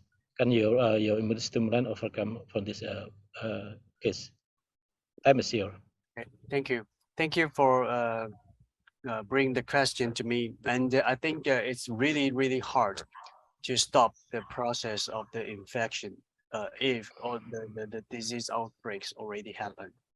But I really want to recommend to have a pond of a reservoir of water that you can constantly put the new fresh water, fresh seawater, and then do the disinfection using bleach or chlorine dioxide, and then make sure that the water has been changed. Sometimes depends on the situation and the abundance of the algae that you can use. And also, if you could sample the shrimp and see what Vibrio larvae, because Vibrio larvae can be like a few strains. Some of them can use sugar. Some of them they are not able to use sucrose. Sorry, some of them cannot use sucrose. So one of the way to overcome it can be maybe put molasses to increase those bacteria that can use sucrose, but maybe the Vibrio hobby cannot. But you have to make sure and isolate and check this first. Another one thing is you can use immunostimulants like Professor Alim said. Immunostimulants come from different kinds of sources, such as the insect chitin, and also polysaccharide from algae. But since your question is already outbreaks, then I don't think this will help too much. But if it's for the prevention, you can also put probiotics such as the bacillus. Some of the bacillus really can inhibit the growth of vibrios. And also you can try to incorporate lactic acid bacteria into your feed, because the fermented stuff from or the components or the metabolites from lactic acid bacteria really also can kill vibrios. So I think that would be my suggestions. Okay, thank you very much, Dr. Lee, for your very comprehensive answer to these cases. So the next question, this is came to Prof. Chris from the Muhammad Attar. I would like to extend the question. What the criteria of the requirement for ingredients of aquafeed? Also, this is including the question for Muhammad Attar. This is also in point view of the religion. So we would like to see about this requirement of the criteria for the ingredient for aquafeed. Thank you, Prof. Chris. Yes, it's a question that I haven't thought about before, so it's an interesting question. My first comment would be about blockchain and the idea that in blockchain you follow all of the different ingredients from their source as they go into the feed, and then as the feed goes into the fish. So that would be a way of understanding what went into the feeds and being able to account for it.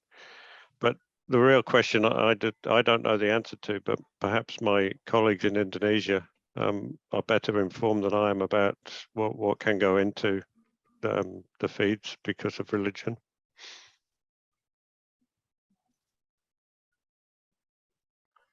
Okay, thank you very much. Also, there are another question, but this is a little bit different from your presentation. But if you have a willingness to answer about the kind of remote sensing in the case of the ocean, if you willingness to have to answer. This is the second question. Yes, the second question. Yeah, no, I made a suggestion that perhaps if you look up Professor Ben Halpin's work, that would be a starting point, because he does like to use global maps, kind of global heat maps, to show different things, especially fisheries, and especially things to do with the demand on resources. So Professor Halpin works at University of California, I think. So that's where I'd start. As you say, it's a bit outside of my expertise. Okay, thank you very much for your suggestion to how to looking for another information from this remote sensing. Just I would like to respond about the faith. Actually, in my so far in my understanding, there are many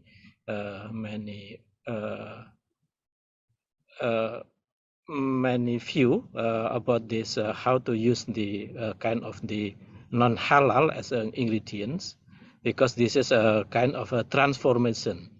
So in some term of fiqh of the Islamic teachings, when some substance have been transformed into another form, this is can be changed from the we call the prohibited or haram came into the halal status. So this is, I think, the one of the about the one of the few of the legal, can we can the Sharia, the fiqh point of view.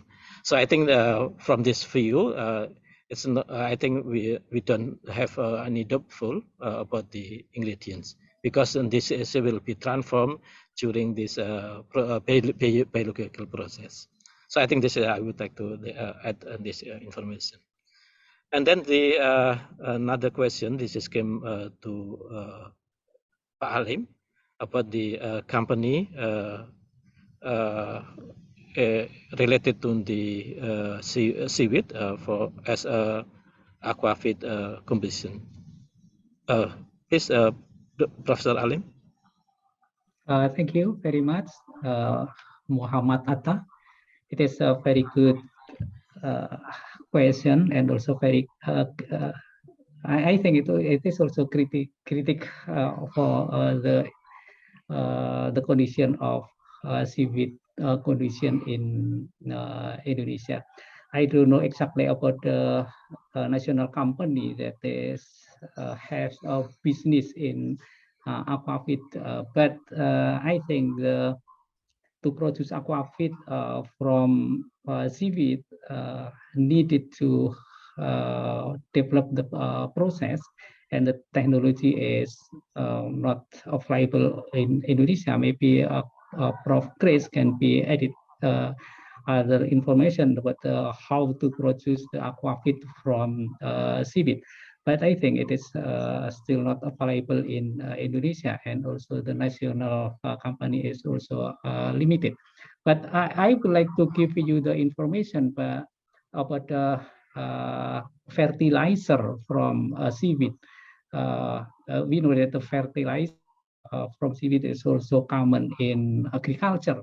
So some company already produce this kind of product from seaweed.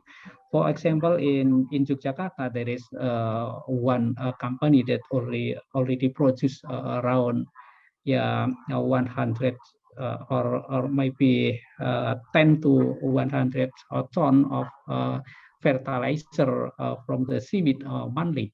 So it is easy to produce fertilizer from seaweed. Of course, the seaweed that is used to produce this fertilizer is inedible seaweed. That is very cheap material in the coastal region. So it is very profitable. Yeah, it is our my answer. Maybe Prof. Can you add some information about how the technology to produce aquafeed from seaweed? A little bit. So in Australia, we do grow algae, which is used in animal feeds, but this is used in feeds for cattle because of the effect of reducing methane production. So this is very simply processed by drying the algae, and then it's not very difficult to grind up, and then that produces powder which can be added to feeds. So I have not considered the use of seaweed yet in aquaculture feeds. Yeah. But I think it's a good topic to think about. So sorry, I can't answer the question directly, but I think it is an emerging topic. Okay. Thank you. Okay, thanks very much, Pak Alim, and also Prof. Chris for the answer the question. And also this is another question. This is related to the very different with discussed before. And discussed before, we have problem in high temperatures, but in this question, this is in a low temperature due to the altitude, because in Indonesia there are several places there are have a cold condition. So the question is how we can develop freshwater aquaculture in this area, in the term of the constraint of the the slow growth. I think in Australia this is also low temperature, so maybe we can hear from the Prof Chris and also nanti from Pak Alim. Please, Prof Chris. Yeah, I think it is a question that applies to Indonesia and also to Australia. I know that some of the aquaculture industry in the north of Australia suffers exactly the same problem of poor winter performance and growth and high mortality. I'm not sure that there is a practical solution really. I think it makes it more difficult when the animals stop feeding. So one of the problems with low temperature, as was in the question, was because of the low metabolism, the appetite decreases, and therefore it makes it difficult to kind of do anything with the fish almost because they stop feeding. So that would be one comment. I think the other one would be to prepare the fish for the winter, the cold temperature, by making sure they have good nutrition. And then excuse me.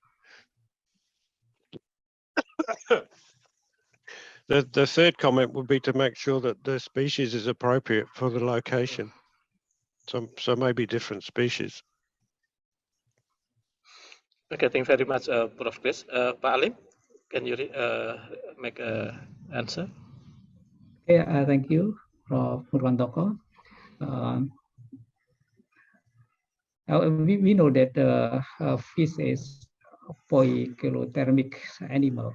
So the metabolism rate is very dependent on the temperature.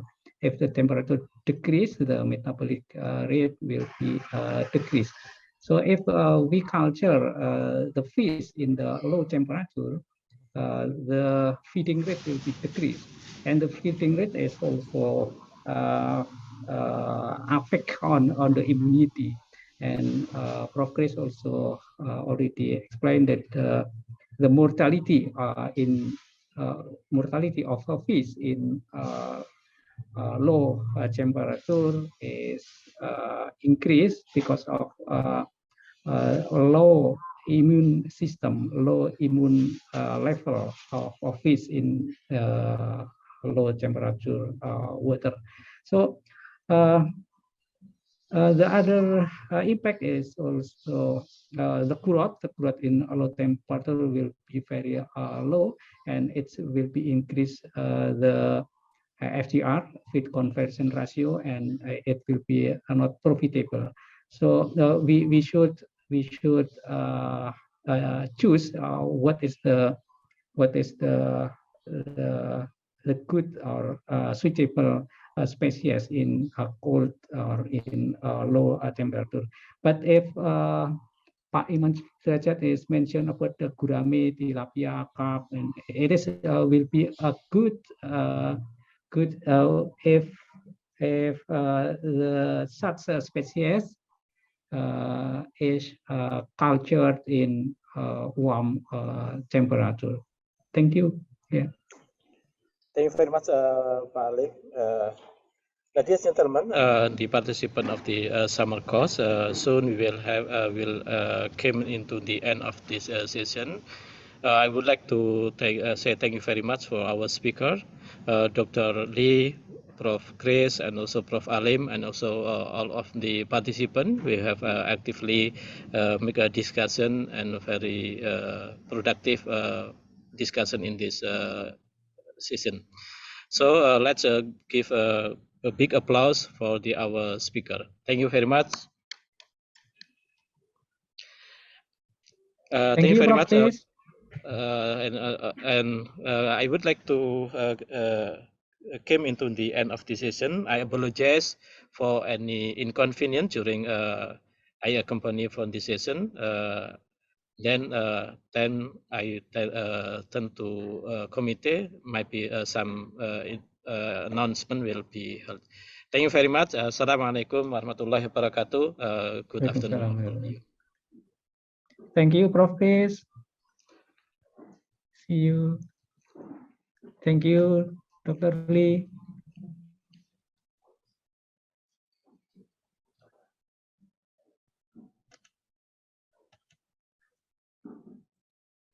In schedule, I think we enter into break and will come into the forum at 4:15. Thank you very much.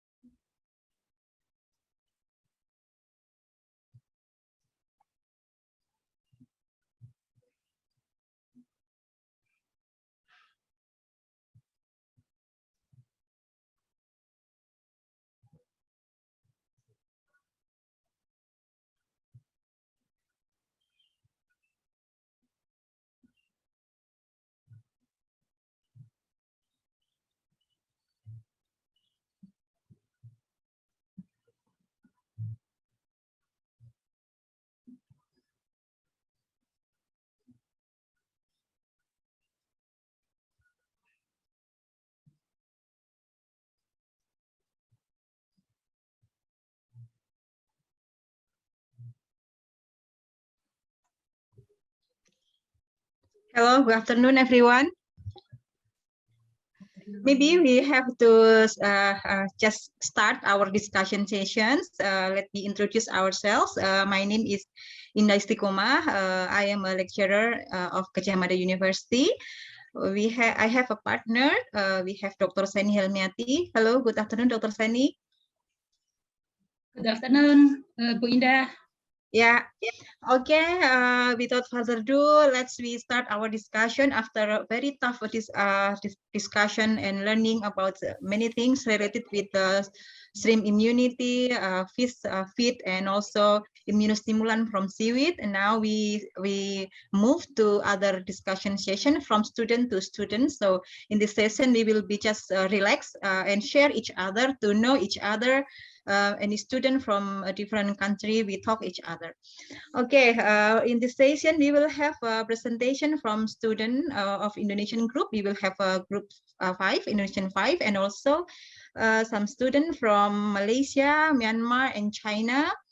I see from the participant list, we have some students from Australia, from Myanmar, Malaysia, Bangladesh, Japan, and Indonesia attending this afternoon meeting. And unfortunately, there is no China participant today, so maybe we will start from Indonesian participant who will share the topic. Before presentation, maybe Dr. Sani will share some rules from this discussion session. Please, Dr. Sani. Okay, Dr. Indah.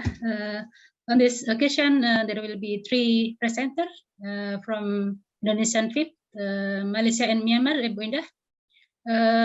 From Indonesian FIP, we will be represented by Mrs. Sabrina Silmi this year. We will present about ornamental fish in Indonesia. And from Malaysia will be represented by Mr. Syafiq Aiman, who will present about introduction to fisheries sector in Malaysia. And from Myanmar, Mr. Naing Yewi. And each presenter will present the article or paper for about 10 minutes, and discussion will be held at the end of the session.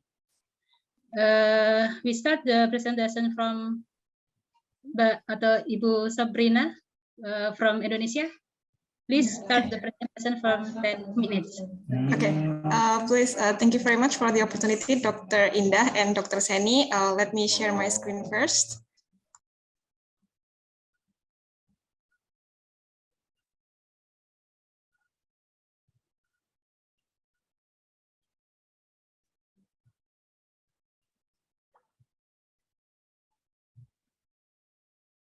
Okay, is it visible with my screen? Yeah, visible. Okay, all right. Okay, let me try to present it. Okay, all right. All right, again, thank you very much, everyone, friends, colleagues in this summer course of Gadjah Mada University, Faculty of Agriculture, Department of Fisheries. So I am representing the Indonesia 5 from Group 9 on Group 10 of Indonesian people. And today I would like to present the ornamental fish production in Indonesia.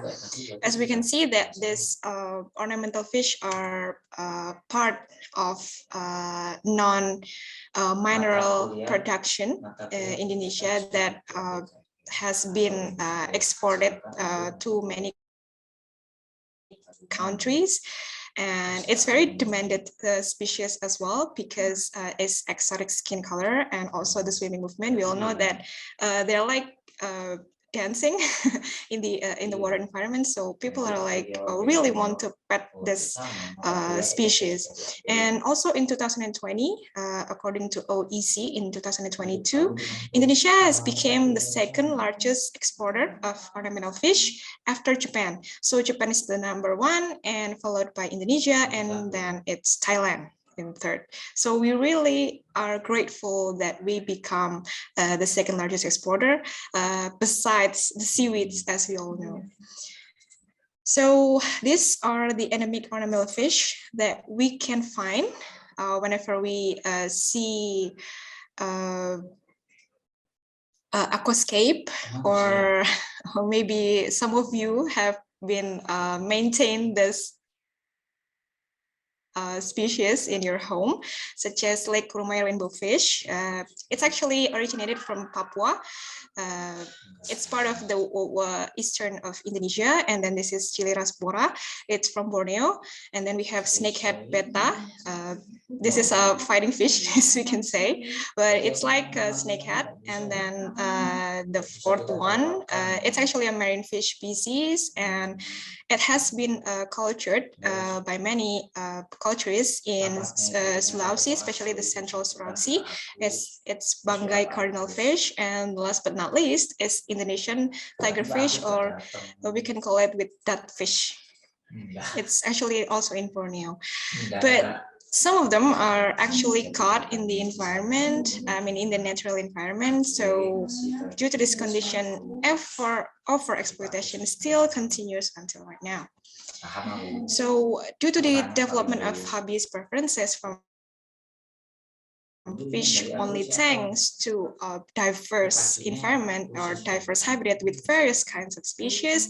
So the natural ornamental fish has been caught aggressively, and it has been continuously increasing. So according to ACMAL 2020. As you can see there is aquarium containing lots and lots of species, although invertebrates and also vertebrates. As you can see, it's a fish, it's a vertebrates, and the invertebrates, it can be an sea anemone, or even a jellyfish, or even a mollusk, to clean the entire aquarium tank. So even though there are no evidence reported, but there is a report from Medupa et al. That confirm collecting and fishing for petrate or fish species tamen has led to extinction of clownfish in Spermbun archipelago. It's in in central Sulawesi. As we can see here, the group size, individuals per anemone has been decreasing with high exploitation compared to the low exploitation. It's so very sad. We are the second exporters, but somehow the ecosystem has been depleting gradually from our environment. But somehow, just because the natural capture fish has been limited, trying to be limited by the Indonesian government, so the ornamental fish culture production has been performed progressively to replace and also to replace the natural stock, as you can say, and also to keep or to fulfill the market demand dealing with the ornamental fish demand. So there are seawater culture and also the freshwater culture. As you can see here, this is the letter 6. So far,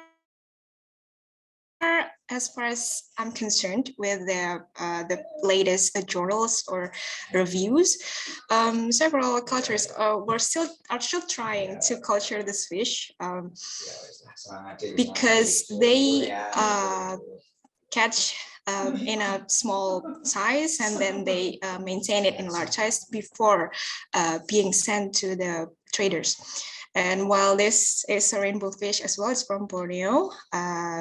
So far, I think it has been it's being cultured progressively in every part of Indonesia. And also, this is the ornamental fish expert in Indonesia, as we can say. So again, just because it's been progressively increasing until 2020, and probably in right now in 2022, this trend will be increased probably until next year or more. But unfortunately, this activity causes an invasive species incident, as we can say, because of people are really demanding or ornamental fish. So besides our endemic fish, we some of the cultures introduce or domesticate other ornamental species from another countries, especially from Southeast Asia. Like we can say right now, people are trying so hard, so much dealing with the Chana, the ornamental Chana culture. Yeah. So that's why when we are not dealing with the domesticated ornamental species, this condition will occur, causing an invasive species. It's actually a non-native fish species that are deliberately introduced and to the natural ecosystem, but highly adaptable to our environment and become carnivorous to another fish. It is a fair disaster, and it will also cause an environmental depletion. It's very hard to maintain as well if the condition is getting very chronic or even acutely happened. So why is this condition happen? This is because the improper stocking density, pest maintenance handling, and then the improper harvesting, and also the improper maintenance condition.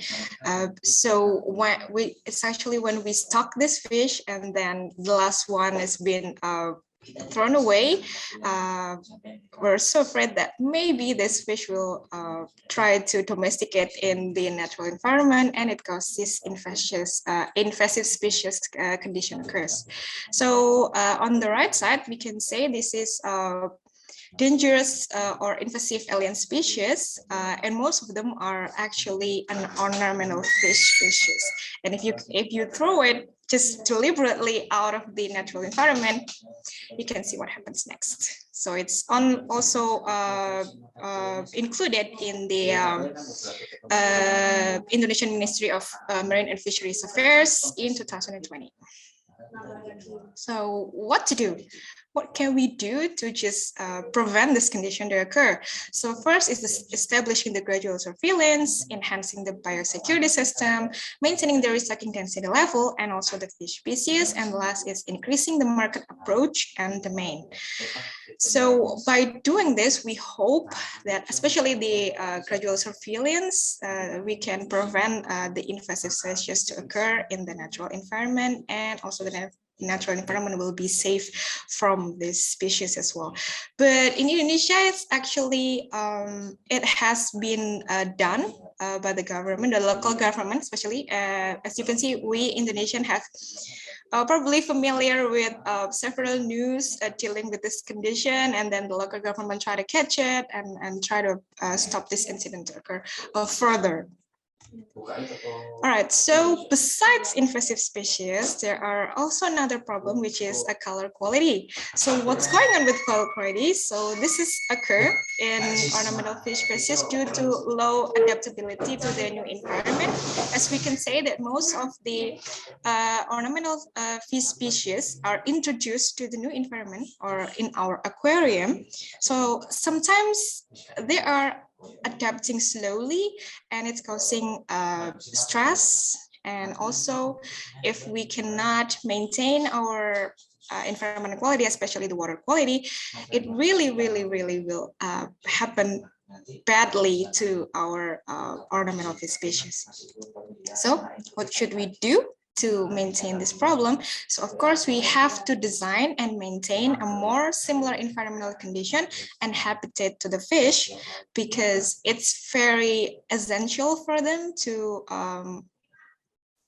make them adaptable to our environment. And also maybe if we want to produce this fish into a further culture activity, it's very essential to do that. And also feed the fish with the additives, the feed additives supplemented in their diet. So make sure that there are several feed additives to be added in their feed or in their diet. And also control the water quality better and easier by applying a recirculating aquaculture system, or RAS. We all know that RAS is probably a costly price, but if it means that our fish survive our environment very well, it's really paid well. Again. Okay, so the center image showing the areas recirculating aquaculture system, and the right one is how we can make our environment, our tank, is good for our ornamental fish, as you can say there. Okay, I think that's all my presentation representing Indonesia 5. And now let's return this opportunity to Dr. Indah and Dr. Sally. Thank you. Okay, thank you, Sabrina. You give a very nice presentation. I think other students from other country have a similar experience related with ornamental fish. Maybe later we will discuss. Now we will give an opportunity for Prof from Malaysia. Shafiq Aiman, are you ready? Share your presentation. Yes.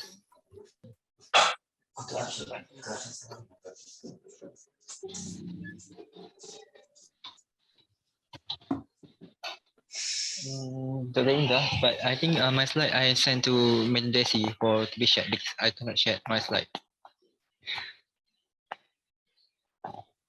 Okay, Mr. Shafiq, Yes. the IT will share your screen. Please wait for a while. Thank you. Okay, awesome.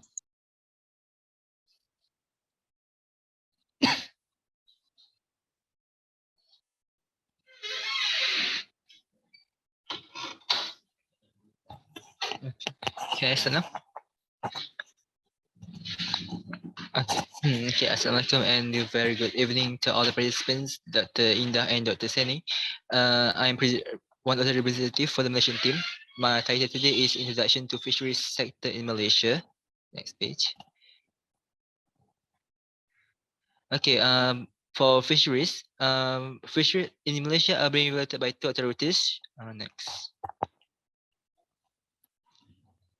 Next page. Okay, which the first one is the Department of Fisheries Malaysia, which is Jabatan Perikanan Malaysia, and the second one is the Malaysian Fisheries Development Authority. DOF Malaysia is the one that is like handle all the rules and the regulations, including the boat license applications, while the LKM is the one that is like controlling the fish price for the fish in Malaysia. Okay, next. Okay, according to the fish landing statistics. From 2016 to 2020, for the capture fisheries Malaysia, you can see a declinations in the capture fish landed, which the first one is the highest. However, during 2020, it became only like 13 million tons matching only being landed. However, for the inland fisheries, which are like the freshwater resources, lake and dams, you can see a fluctuation over there, and the lowest catch is in 2017, which only got like 5,000 metric tons. Okay. And for the agriculture, Malaysia agriculture production, they also the graph is also fluctuating. It's like in the fisheries. However, the lowest production was occurred in 2018, with only like 9 million tons. Okay, this is the combined graph. We see here Malaysians are still depending on the capture fisheries from marine sources. The agriculture production is in the middle, while the inland fishery is the lowest because we rarely rely on that. Okay, and this is the total amount of cash that during occurred during the 5 years for the capture fisheries, inland fisheries, and also the agriculture. Okay. Okay, this is the Malaysian commercial fisheries resources for the marine. These are some of the species that are important commercial species, the tuna songgol, the Indian mackerel, the Reserring cadagruta, the pomfret, the Parastromatus niggers, and also the Capterus russelli, which is the Indian scab. For the freshwater resources, we have giant freshwater prawn, our non-tilapia, our swim, which is the Monotera albus, and also the Terracaracrinatus, which is the red claw crayfish, which is used for food and also the ornamental. Okay, for the Malaysian fishing geese, I will give to my colleague to present. All right. Moving on to the fishing gears by the Malaysian, I will first start with the old technology used by our grandparents or parents. So all these old technologies are still used in the rural areas. The first one is catching the fish using hand. And in Malaysia, there is a state called Negeri Sembilan and called the action of using the hand mocha in their dialect. Next, please. Second one is menimba. So the action is called menimba and the object they are holding is called timba. Basically, it's a bucket. And what they do is they clear the water. For example, like a pond, they call around like three to four groups of people because they need a lot of people to clear up the water. And sometimes they become like an annual event for the people in the rural areas. Next, please. And then the third one is by throwing rocks and the stick. First, we throw the rock. The function is to scare away the fish, not scare away, scare the fish that are hiding beneath the. And then we use the stick to capture the fish. Next. Number 4 is using tomba. In other name, we also call it harpoon. It can be also used as a weapon. Next. Number 5 is using panah or bow and arrow. Next, please. Okay. Number 6 is using rod made of a bamboo. So bamboo is we can find abundance in Malaysia. Next. Number 7, using tout. Okay, the tout is on the left. Tout is similar to the rod just now, but for this one, we use around like 30 pieces of tout and then just place it on the side of the river, left it, and after a while we come back, there will be fishes there. And then on the right, it's called tajo. Basically, they left this object on the right, and then the fish will went inside that thing, and that's how they catch the fish. Next, please. And the last one is using serkap. Serkap is basically the action of capturing the fish using the object in the picture. And this serkap is made of rattan. So this thing actually can still be found by the culture here in Malaysia. Next. Fishing, or more accurately, fish farming in Malaysia. We use right now the modern technology right now. Before I tell you what is system called ambitious tank system, the reason why we focus on fish farming because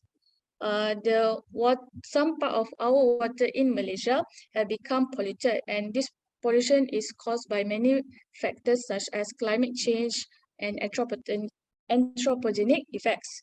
So by using the fish farming, it's easier to control the water quality and also the product of the fish.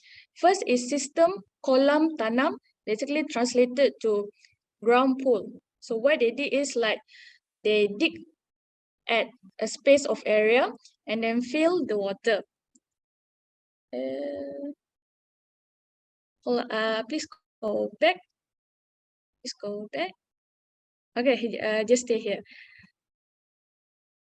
Okay, and the pool are arranged like a river where there is a flow of water in and out for the water to flow. So this is very important to ensure the balance of the pool water. And the location of the pool that, let's say you want to build the kolam tanah, you need to be near the water source such as rivers, lake, or former mine swamp, and etc. The water sample also need to be taken and analyzed in the laboratory to ensure that the water is suitable for fish farming, because sometimes the soil, the area that you use, maybe the pH are too low or too high. So we need the ideal pH for the fish to be farmed. So on the right is a tank system. It's very similar to the kolam tanah, only the difference is what you use and the reason you use. So sometimes when you do have an area and let's say the area is very not suitable, for example, the pH, like I said again, too high or too low. So we use this type of tank system. All right, next, please. And then the tank system, one of the benefits is that you can choose on how much budget do you have. For example, canvas, fiber optic, and concrete. And the cheapest here in Malaysia is canvas. The most expensive is the fiber optic. All right, next. Next, I'll take over. I'm Kelvin here. So I'll just briefly explain about the disease in shrimp for Malaysia. Next. Next. So from the we can see here, this is a SNISCO diagram. From here, we can know that disease is actually the result of the interaction of host, pathogen, and environment. As the climate change, it causes a harsher environment for the host to survive and also perform well in terms of their health. And at the same time, the climate change also cause the growth of pathogen and induce disease outbreak. So we can expect more disease in the coming future. And next. Next. Here is some of the viral disease that we can see in Malaysia. Not all of them, but let's first come to the DNA virus, the WSSV. They cause the white spot disease syndrome. The significant characteristic is the white spot on the exoskeleton. Next is the IHHNV, the infectious hypodermal and hematopoietic necrosis. The infected shrimp will have the deformed rostrum. And the next one will be the decapod iridescent virus 1, which is the IV1. It's an emerging disease that is still not in Malaysia, but we can find it in Thailand and also China. Next one will be the RNA virus, including the IMMV, the infectious myonecrosis. The infected shrimp will have the white tips muscle. And the next one will be the TSV that causes the Taura syndrome. The significant characteristic will be the reddish tail fan and also the melaninized body for the shrimp. And next one will be white hash V that cause the yellowhead syndrome that have yellowish hepatocyte. Next. Next one will be the famous one, the caused by bacteria, the Vibrio species that cause acute hepatopancreas necrosis disease, also known as AHPND. Another name comes from the syndrome that they will cause a high mortality in just post-larvae after docking. That's why they are also called as early mortality syndrome, EMS. It is more susceptible to post-larvae instead of larvae, but they also affect larvae as well. The next one will be the parasitic fungi, also known as actinocytosome hepatopyre, which is caused by the microspore. They doesn't cause much mortality, but then they cause stunted growth, which is not favorable for shrimp farming. So next, I'll talk about a bit about a coping strategy from my own experience. First one will be the qPCR, also known as the real-time PCR. So in Malaysia, there is a company that they help farmer to do real-time PCR. If the farmer find out any dead shrimp or any suspected syndrome for all this disease, because although this disease, they do show some characteristic, but on field, it's hard to detect and determine which disease are them. So the qPCR will give them a precise and fast result to let them know what to do for the next move, whether they want to treat it or they can stop investing into this cycle of shrimp farming. The next one is what we have learned all this today will be the probiotic that they will add it into the water or inside the feed to improve the health condition of shrimp to resist against the disease. The next one is also the biofloc. It's not a new idea, but it's considered a blue revolution because biofloc utilize the utilize the beneficial microorganism. They will use up wastewater, transfer into beneficial microorganism, and from there they will aggregate and they will become the food source for shrimp or fish, depending on what you culture. And then from fish, they will from the excretion of the fish, they will they will become the fertilizer or food resources for the beneficial microbacteria again. So forming a closed loop, completing the nutrient cycling. And at the same time, the beneficial microorganism will also compete with the bacteria that cause disease, improving the health condition of the aquatic animal that you culture. That's all from me. I'll pass to the next person. Thank you. Okay, thank you. I'm back because I'm presenting for my friend. This is Malaysian Fisheries product. Okay, according to the Nurul et al. 2012, majority of marine fish is that landed is consumed fresh, and then the rest was frozen or cured or turned into a meal, and some of them are being disposed. In Malaysia, there are a few dishes that are, I think, unique. The first one is belacan or the shrimp paste. The second one is the budu. The third one is cincalo, and the fourth one, the final one is the pakasam. Okay, thank you. Next.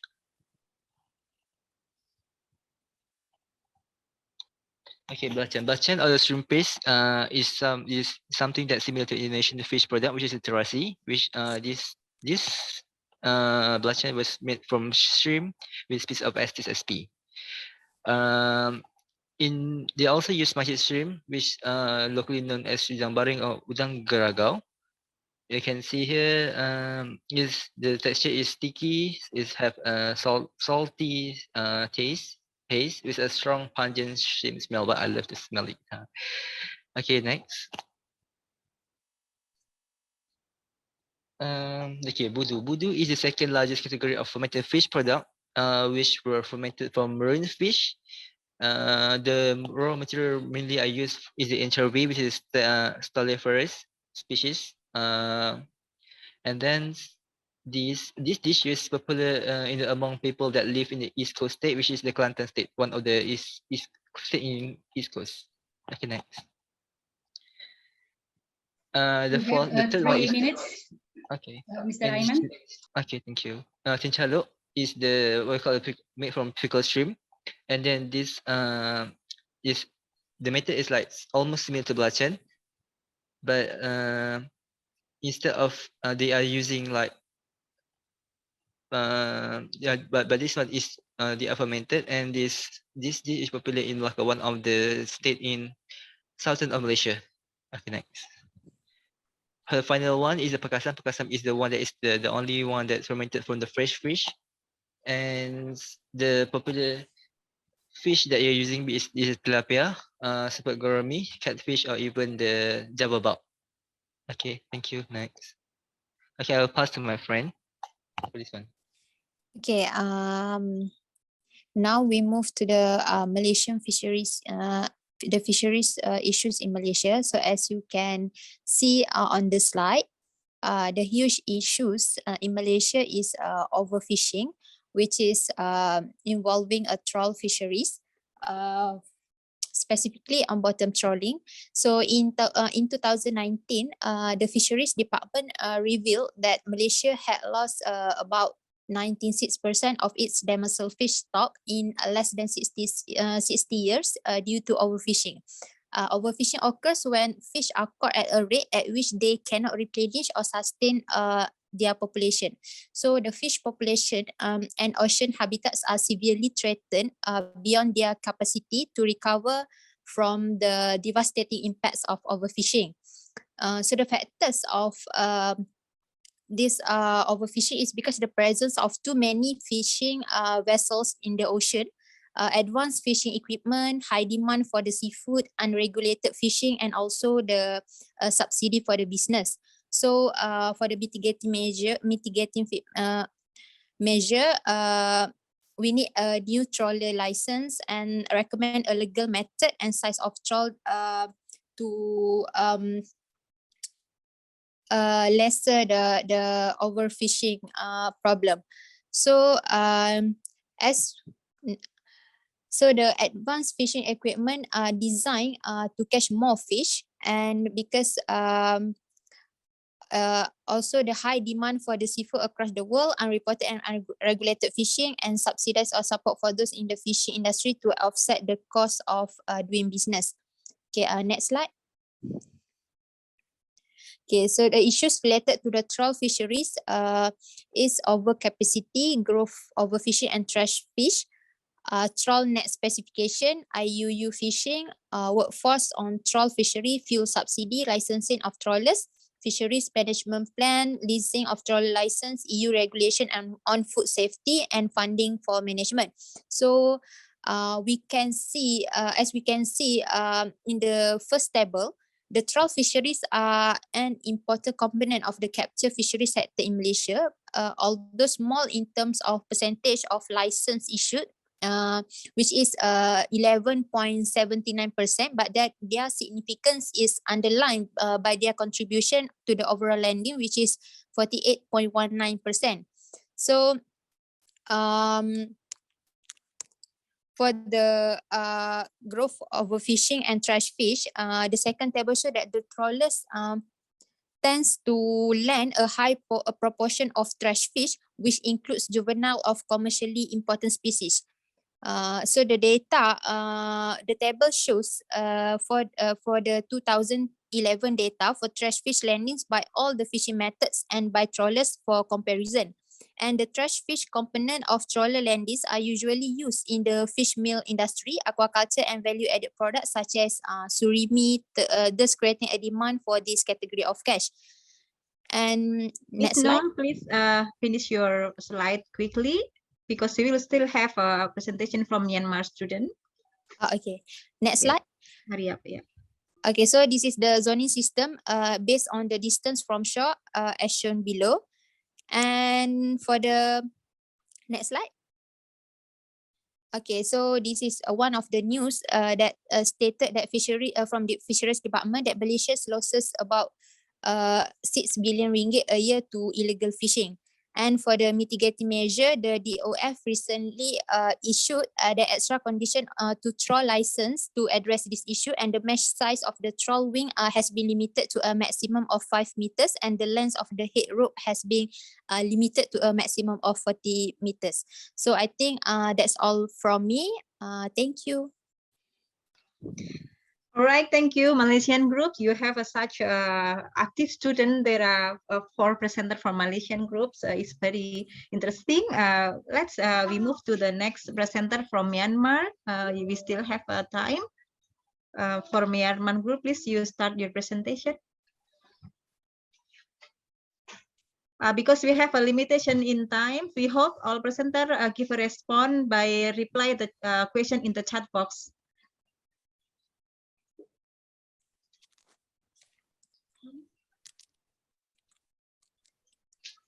Good afternoon, everybody. My name is Dr. Nayan Deswa, Department of Zoology, University.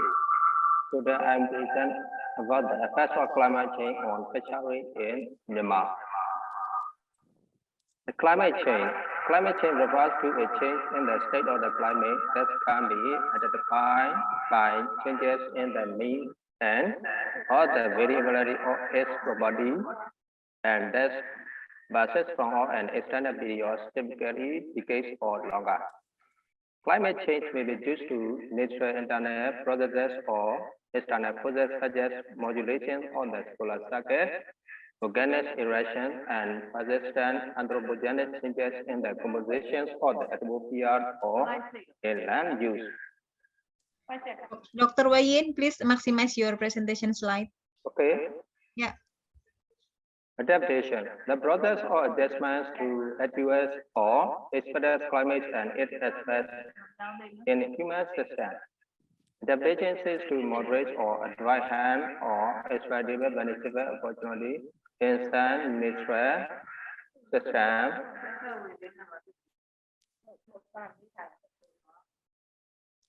Human intervention must facilitate adjustment to expected climate and its effects. adaptive capacity, the ability of system, institution, human, and other organisms to adapt to potential damage, to take advantage of opportunity, or to respond to consequences.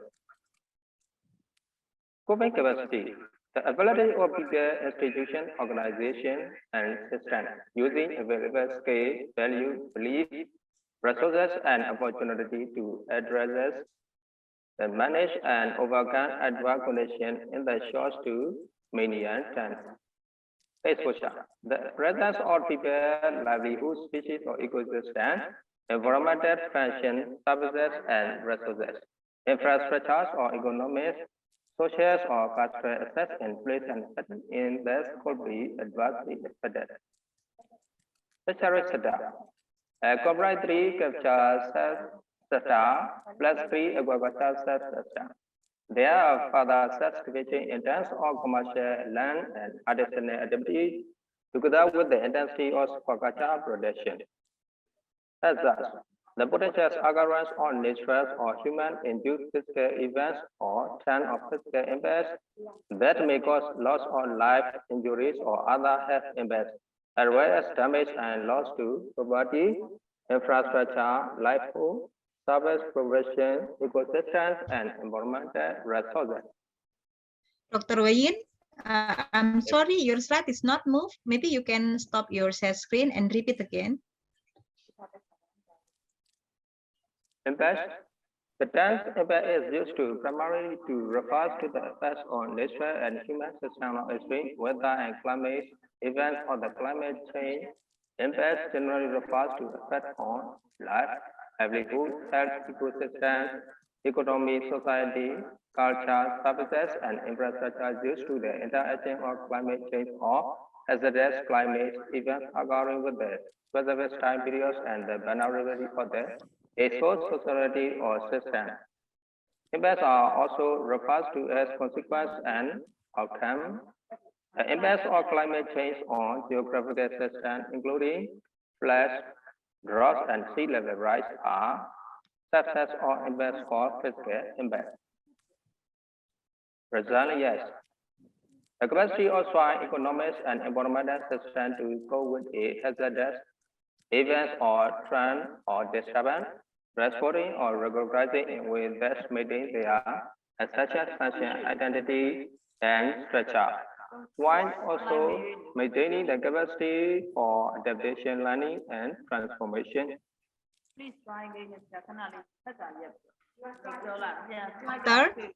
Dr. Yewain, can you hear me? I hear. Your presentation slide doesn't move, so I think you you try stop sharing and then you try again. Okay.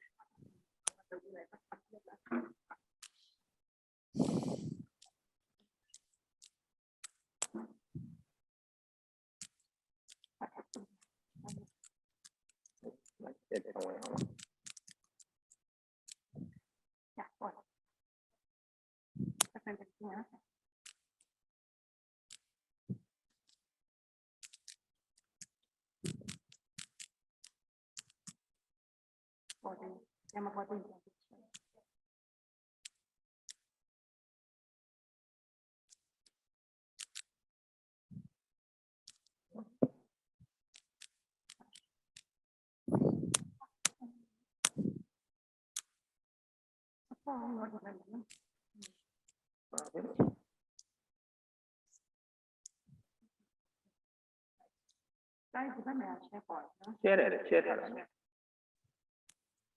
Are you okay? I already shared. You can see my slide. Yes, still in not the slideshow, but I think it's okay. Already slideshow. We don't see. Oh, okay, connection problem, I think.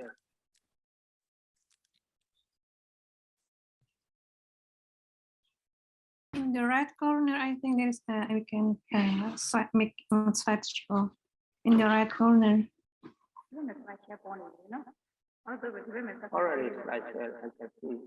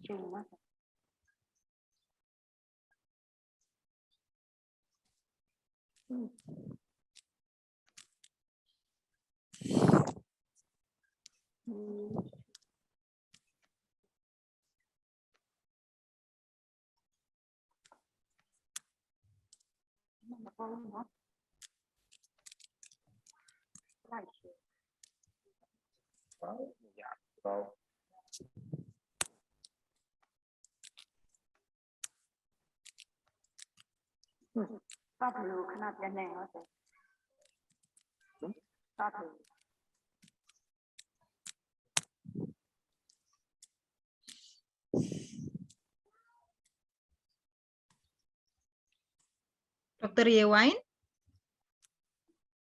maybe enough without without slideshow. You can just show your slide one by one. Like one by one. Without slideshow is okay.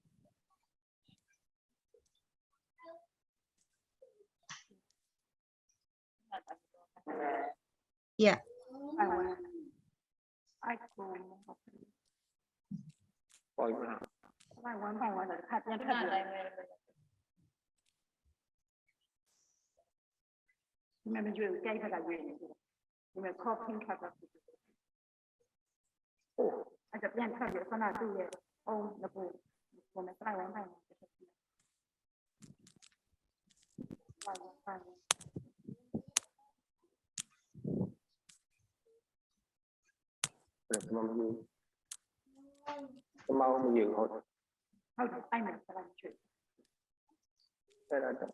Continue the presentation, Mr. Yuin. Without the presentation, without the slide.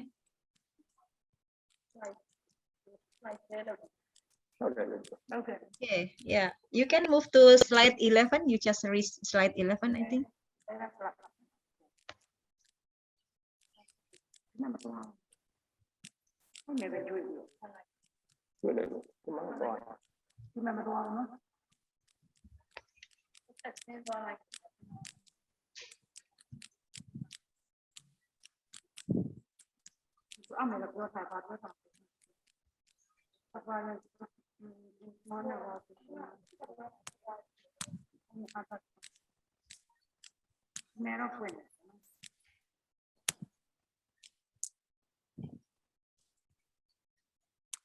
Our committee have the slide of Mr. Yuin, the committee?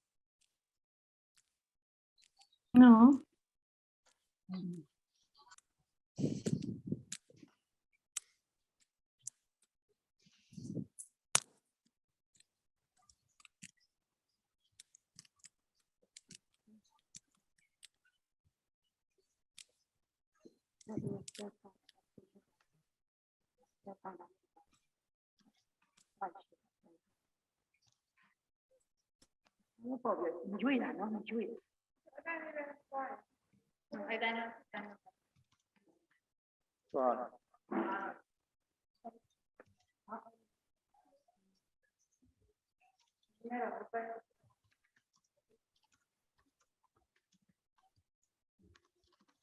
Can't remove my slide.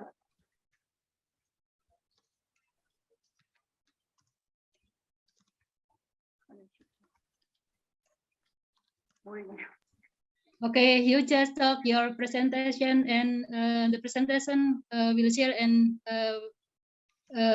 WA group for the all participants.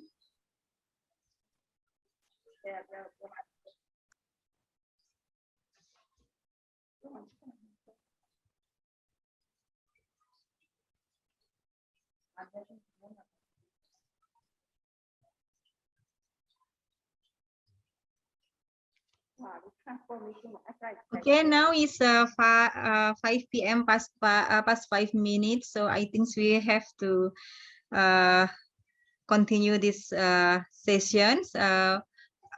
Dr. Yewain, how about you just go to your conclusion slide and then we move to the discussion session. Okay.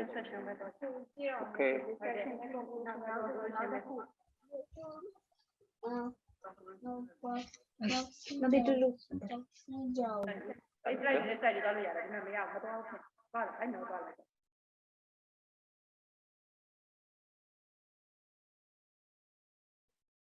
You can see that my conclusion. Yeah, it's not clear, but I think Dr. Yuwain can just share your conclusions, then we will listen to your talk. Without your slide is okay.